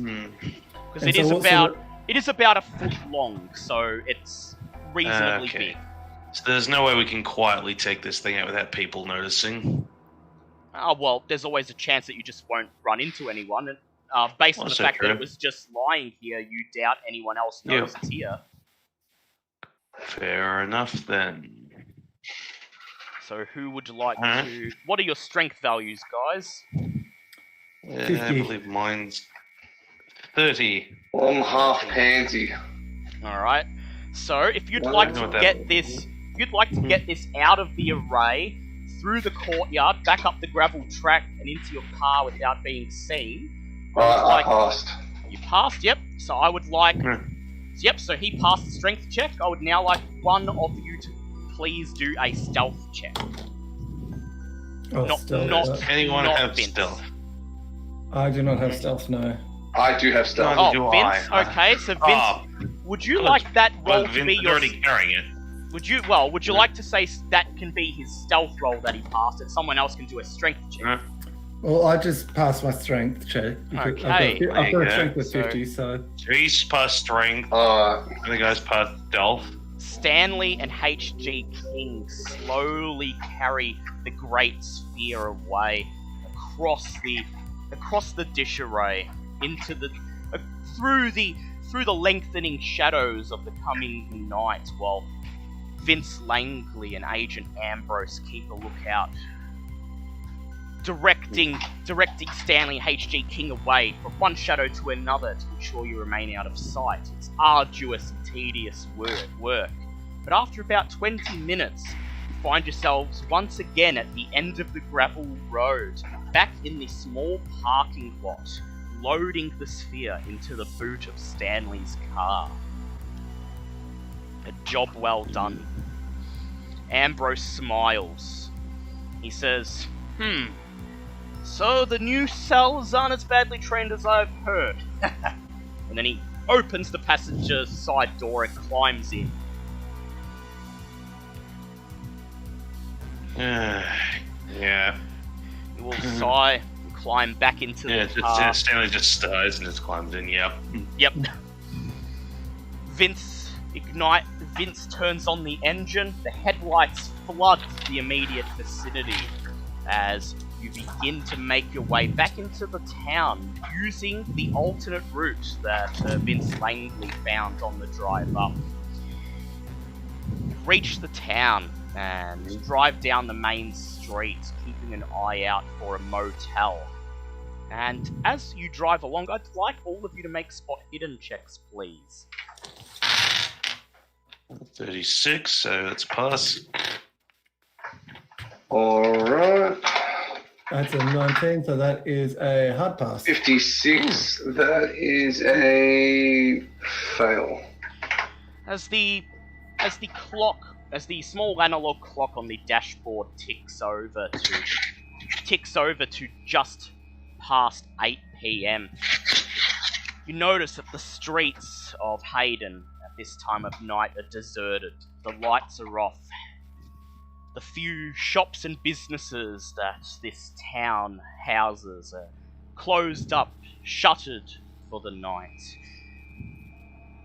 The footpaths are deserted, the roads empty, and yet, as Vince Langley negotiates the dark streets, turning off the main street into a side road, following a sign that simply reads "Motor In" with an arrow pointing to the right, you can't help but notice that as the headlights brush over the footlight, hundreds of insects scatter, burying themselves in the darkness at the very edge of the beam of light. And, as if that wasn't bad enough, once more you pass a power line overhanging the street, and you look up, and there, silhouetted in the headlight, you see the crows still sitting side by side, simply watching. I'd like you all to make sand checks, please. Well, that's rude. That's a fail by about 3. About 3? Okay, that is a sand loss of 1d3 for everybody. That was a 42, which means I passed by 1. Hey, Yeah, that's a pass. So if you passed it, I'm the only one. If you pass it, just a sand loss of 1. Oh, and Agent Ambrose failed, he lost 3. Same here. So Just chip away, because I wasn't already crazy to begin with. and I believe that's the first bit of sand that M1 has lost this session. So, yeah, 1 sand point lost, that's pretty damn good. So He slowly raises the gun to his head and says, "Just tricky." Nope. Gotcha. has the intense feeling of being watched, the sense of unease. Oh yeah, no, that one, I could see why that one actually would affect Stanley more than everyone else. Doing everything last one. Knowing what Stanley's been doing as that feeling grows stronger and stronger and won't subside. You breathe a sigh of relief as you see the small single-story cinder block building at the end of the road. A green sign, a faded green sign, simply reading "Motel Vacancies." Vince Langley slowly maneuvers the car into the empty parking lot, chooses a space right in front of the main entrance of reception, and kills the engine, plunging you all into pitch black darkness, save for a lone street light at the very edge of the parking lot that illuminates the road, that illuminates the driveway leading into the parking lot. It is absolutely squirming, covered in a seemingly endless carpet of insects. As you step out of the car, shut the door, and make your way toward the reception building, the incessant buzzing, that hum of hundreds of wings buzzing in the night air, invades your ears, almost driving you crazy. Then you open the door and step inside. You eventually manage to negotiate for a room. The proprietor is, more than anything else, just surprised that he actually has customers, and it takes him quite a bit to get him to look up from the sports game that he's enjoying on the small staticky TV behind the counter. He says, "Well, I won't say no to customers, even with all the weird shit happening in town of late." He says, "Only question is, room for each of you, or you all bunking together?" Much as I'd prefer not to, I think it's our best bet to stay close with everything going on. He says, One "Well," room for four thing. he says, "Well, I got a room. It's got 2 single beds and a sofa. Should seat 3 of you comfortably. Someone will have to bunk on the floor." But he looks at you. He says, "Something tells me that won't be the roughest accommodations you've had in the last few days." We've had worse. I'd like you all to make credit ratings checks, please. Who shouted it this time? Fail. That's a pass from me. Fail very well. Oh, When you reach for your wallets, the man's eyes glimmer, his ears perk up like a cat that's hearing the sound of... Shit. that's hearing a distant psst. And he seems to be willing to take advantage of the fact that you are perhaps the only visitors he's had in over a month. And for knowing that you may be here for a while, to book a room for 3 nights, he asks for $300 up front. Jesus Christ.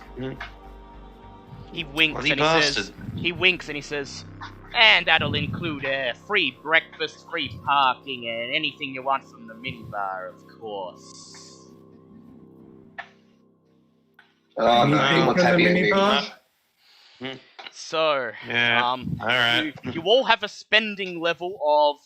So I don't believe any of you have a spending level of $300. So whoever would No. like to pay for this, you may spend your spending level, and then the rest of it can come out of your cash that's on hand. How much am I spending level? So, Your spending level is 200, Langley, and you have 600 on hand. Yeah. So if you'd like How to do we spend... how do we determine spending level? Because it's on the credit rating chart in COC rules. Because if I did it correctly, I think my spending level's 1,000. What's your credit rating? 50. 50. Let me see. That might actually be correct. For the modern credit rating, yeah, you're considered wealthy. Yeah, your spending level is 1,000. Very Yeah. well. Oh, wow. HG King, you just reach in. This is no dent to your funds, and you hand over the wad of cash immediately. Before I hand it over completely, I've got one question for you, bud. These insects that seem to be roaming wild everywhere. When did they start coming in, and what kind of insects are they? He looks up at you, he says, oh, creepy as hell, ain't it? He says, look, I first started noticing about maybe a week ago, but, I guess they started gathering in those numbers 2-3 days ago, hell, maybe even 4. There just seems to be more and more of them each day, and, well, they don't seem to have attacked anybody, they just seem content to gather there on the sides of the roads, in the shadows, normal places insects congregate, but not in numbers like that. It's like something out of a damn Hitchcock movie or something, man. He says, he laughs. I was gonna say, Stanley sort of just like looks back and eyes the crows on the wire and just go, you don't say, huh? He says, don't get me started on those fucking birds. Been there. And go ahead, HG King. What kind of insects are they?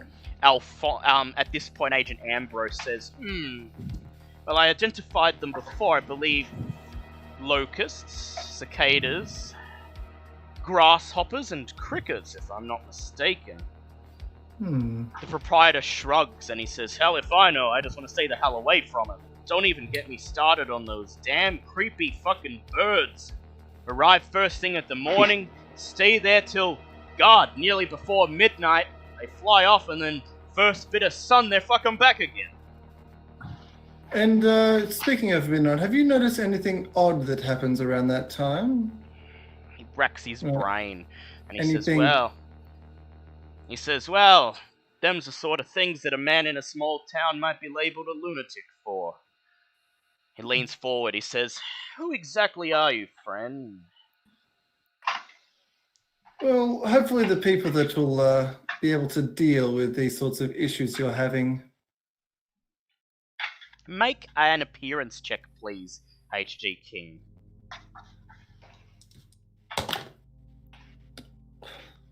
Can I use 1 luck point to make that pass? You can. He sighs, he says, okay, what if I told you I saw a UFO? Flying saucer. Where, in what sort of direction did you see this flying saucer? He says, well, I saw it when I was driving home from Tony's bar about 2 nights ago. I think it would have been about 11:30 at night, maybe 1:45 to midnight, something like that. I was coming down the road here to the motel. I see this light overhead. I didn't get a good look at it. It was fairly far away, but I saw it. It stopped for a moment. It hovered. I saw it revolving in the air. That's what I made out. It was disc-shaped. I was going to get a photo. I stopped my car. I always keep a camera in the boot, in the previous life, I must have been a journalist or something. I wanted to snap a happy picture of it. Open my boot, grab the camera, grab the tripod. Thing zooms off. Faster than you'd imagine, like in a blink of an eye, it's gone. Would have came from the direction of that that satellite place. Where they got all the satellite dishes where all the eggheads are? Says, they all live out there. Yeah, we might have seen it. He says, yeah. He says, disappointed when they built the dormitory. It was all my business out the window, but seemed to be coming from roughly there. And, well, I don't know where it went, but it was gone like he snaps his finger. Like that. Blink of the eye, whoop. Gone. And did you only see it the one night, or did you just... He says, hell, I only saw it that one night, but...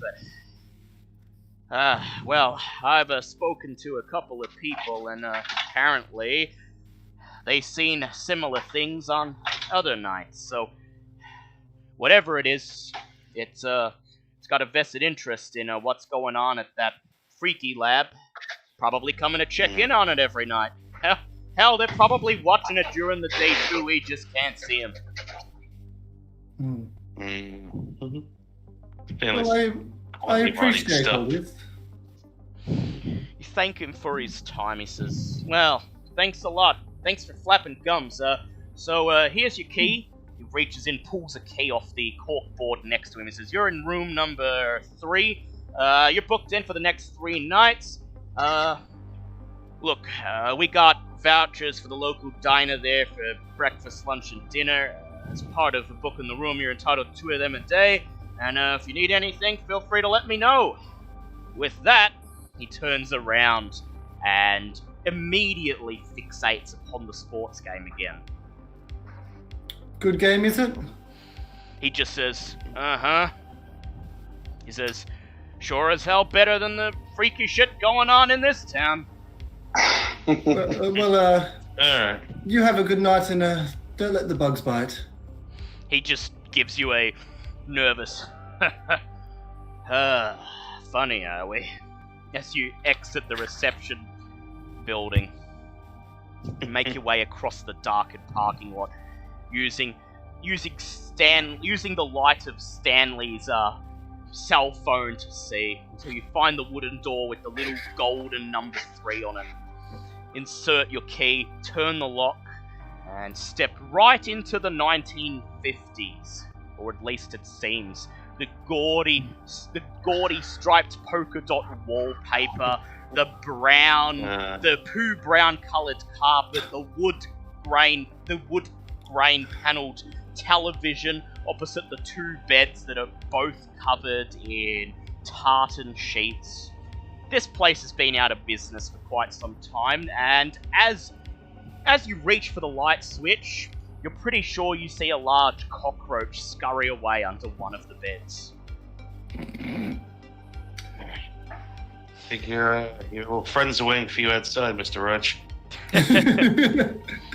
You turn on the lights, do a quick once-over of the room to make sure it's not being bugged, and then you retrieve the sphere from your car, bring it into the room, and place it down onto the gaudy carpet.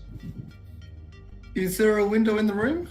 There is a window, but there's curtains, and they're currently drawn because it was nighttime. Because it's nighttime. Well, can I go to the window and see whether I can sort of get a sense of which direction, if it goes, shoots out towards where the satellites are? Yep. I'd like you to make a. So you're going to watch for the lights to come. I want to, just want to keep an eye out that way if that window goes out that way. Yes. Very well. So you decide to settle in for the long haul. You put a pot of coffee on in the small kitchenette and tell everyone it's going to be a long night. And then you take your seat in front of the window that looks out onto the parking lot, onto the darkened town with only the odd streetlight to illuminate things. Perfect view for UFO spotting. Everyone takes a sip of the coffee and prepares for the long haul. So, HG King, while you wait to spot the UFO, what would Stanley like to do? Would you like to try to tinker with this sphere and see if you could... Yeah, I might want to have a look at that. Very well. Vince Langley, would you like to assist the UFO spotting effort? Or would you like to assist Stanley with examining this strange sphere? Ooh. Can I do the star spotting effort? Yes, you can. You all take your places, drain mugs of coffee, and get ready for the long haul. Agent Ambrose takes a look at you, wishes you good luck, and then heads for the door of the motel room.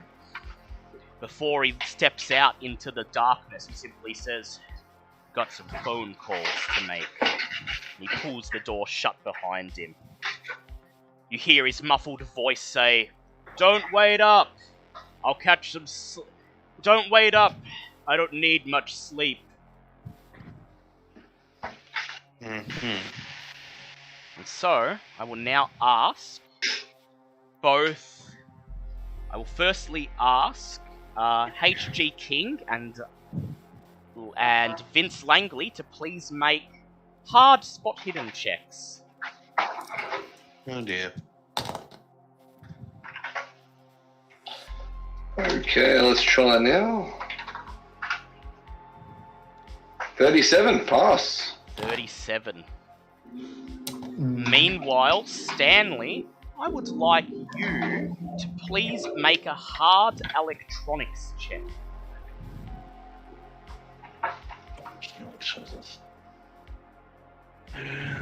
Push it.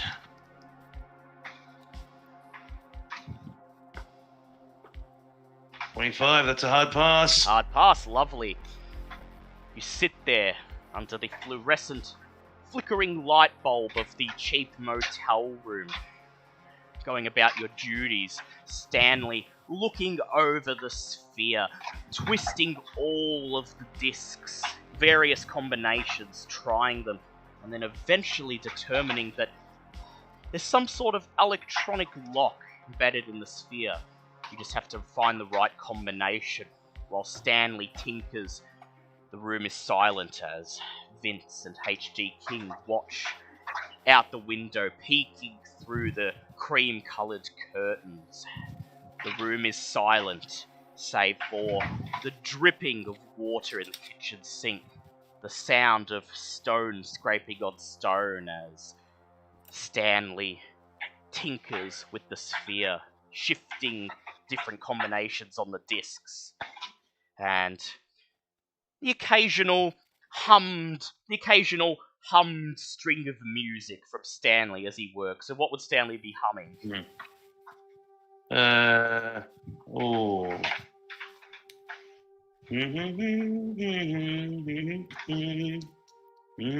Just basically just humming the start music for the Gen 2's Pokemon game. Styles from here, just part way through work, he just stops Styles and goes, "That's gonna get best people to know." Occasionally, you spare a second to glance at the clock. First, it's 8:30, then 9, then 9:30, then 10:30, then 11 o'clock, 11:30, and then, just as the hand spills over, 11:45, two things happen. You hear the sound of a loud click emanating from the sphere, followed by Stanley just muttering, "Yes." Then, in the darkness outside, in the pitch black, in the sky, H.G. King and Vince, you both see it. First, glowing bright in the sky, 3 white lights slowly blinking as they sail across the inky blackness. After a moment, they stop in their place and simply hover and watch as the 3 lights revolve around one another, squinting, and you make out that the 3 lights are the same entity. Whatever it is, it's shaped like either a disc or a triangle, and whatever it is, it's rotating slowly on the spot in the air. I would like both H.G. King and Vince to make intelligence checks. Time to see if I have a brain. 4, I think that's a pass. Well, that is a 29, so that is a hard pass for intelligence. That is a pass.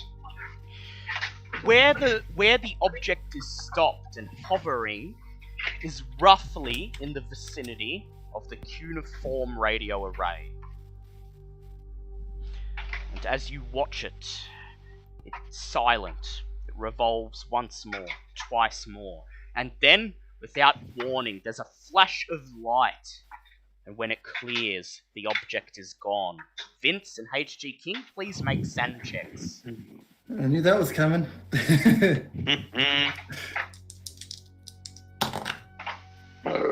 And that is an 8.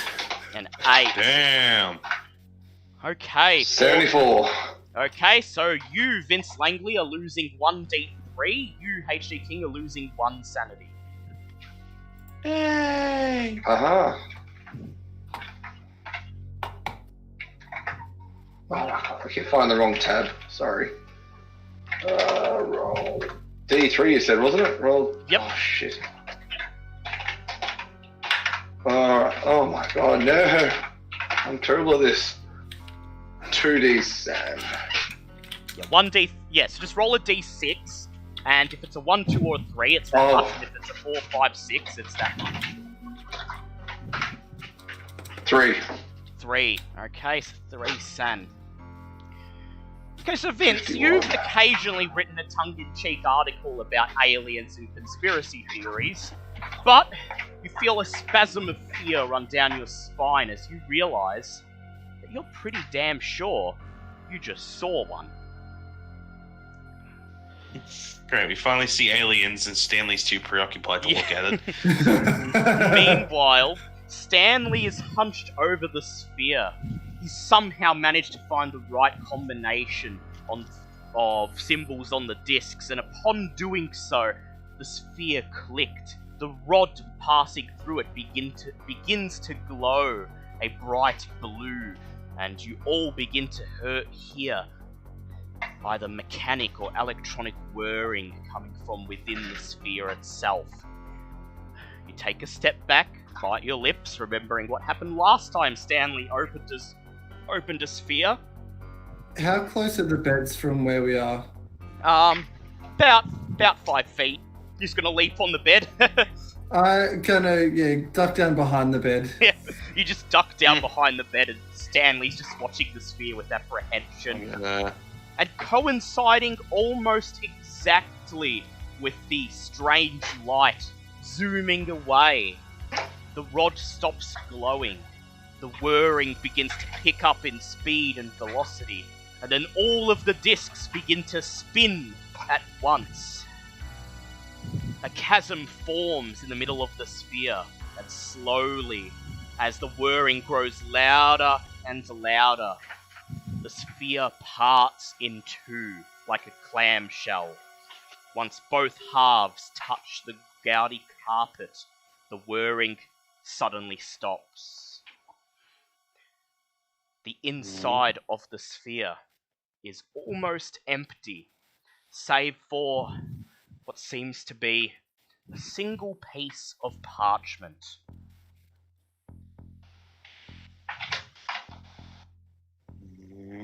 Who's gonna take it out?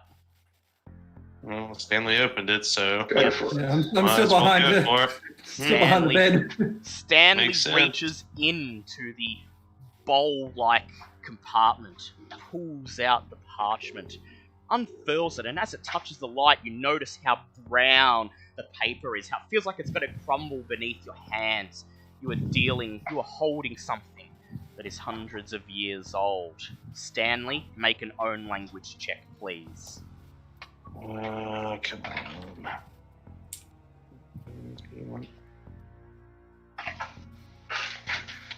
That's just barely a pass.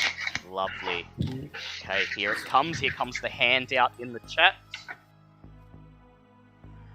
It appears to be an excerpt from some sort of book. The ancient-looking type reads, "Though the universe may feign the semblance of fickleness, its soul has always known its masters. The sleep of its masters is but the largest cycle of all life. For as long as the defiance and forgetfulness of winter is rendered vain by summer, so the defiance and forgetfulness of man, and of those others who have assumed stewardship, shall be cast aside by the reawakened masters. When these hibernal times are over, and the time for the reawakening is near, the universe itself shall send forth the harbinger and maker, Groth, who shall urge the stars and worlds to rightness, who shall raise the sleeping masters from their burrows and drowned tombs, who shall raise the tombs themselves, who shall be attentive to those worlds where worshippers presume themselves stewards, who shall bring those worlds under sway until all acknowledge their presumption and bow down." Stanley and H.G. King and Vince, as Stanley finishes reading this passage aloud, I'd like you all to make Cthulhu Mythos checks. Cthulhu Mythos. Oh, you're gonna say Santa. Oh, those are I was. Oh, good. Oh, good. Good. That's a fail. That's a fail for Ambrose. That's a 2. That's a 2. That's Holy a 2, shit, this is Stanley. gonna be fun. So that's a fail for Ambrose. How did H.G. King go? I failed the Cthulhu mythos. You failed it. Stanley, you've spent a lot of time on very, very dark corners of the internet these last 6 months. And you understand it perfectly. Groth, the Harbinger. A planet-sized entity of gas, ash, and molten iron, is often depicted as a vast rust-red sphere, its surface split by faults. Occasionally, it opens great eyes formed from the far seas hidden below its crust. Groth is the herald of the outer gods and the herald of Azathoth, the second oldest dweller of the court of Azathoth, gliding through the galaxy, singing songs heard only by the doomed worlds it passes, and those who call themselves the Old Ones. The songs urge the stars to rightness and awaken the dead Old Ones, freeing them. For this reason, Groth is called the Harbinger and the maker of the doom of worlds. And wherever it is, the cruciform radio array has honed in on its location and is currently beaming its song, the music of the spheres, to all the technicians in attendance, slowly drawing Groth, the Nemesis star, towards Earth. I would like you, Stanley, please, to make a sand check. Yep. And... oh, that's a path. Hallelujah. You lose 1d3 sand from that revelation. Yep, that's a 2. So, does that mean technically I was right with my guess? Yeah, technically you're right. It's a bit of both.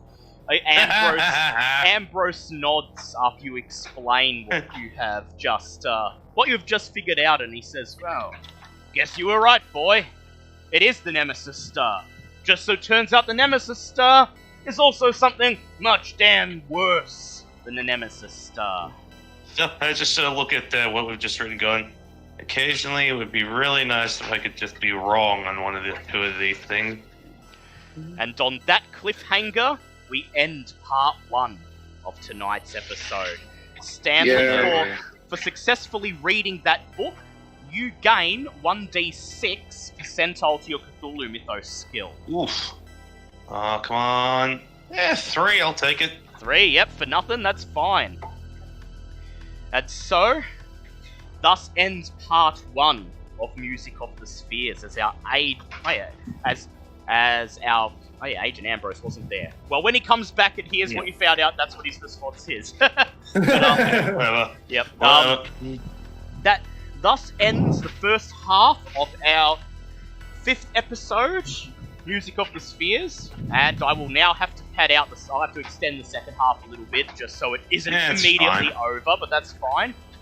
So we'll turn that into a proper full-length episode of its own. And find out our agents now know what the threat is. They know what it's going to do. But will they be able to stop it? And if so, how? Thank you for joining us tonight, everyone, for our shorter than usual episode. But I hope it was satisfactory anyway. Be sure to tune in 2 weeks from now for the second half of this episode 5.5, if you will.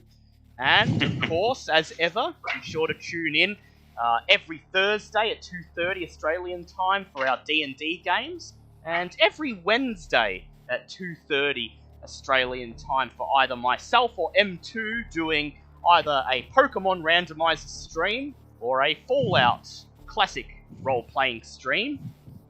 Good times. If you'd like to find out more, you can join us on Discord or support us on Patreon or find all of our past episodes on YouTube or your favourite podcast channels. Simply visit Dungeons N Dagon's podcast.com or click the link in the description of the video on whatever platform you're watching this. And so, until next time, guys, don't just put random coordinates into radio telescopes, because that doesn't work well. Occasionally it just summons elder gods that are masquerading as giant deadly meteors to destroy planets, because, we like that sort of thing. But until next time, bye-bye. See you, everyone. Bye. Bye-bye.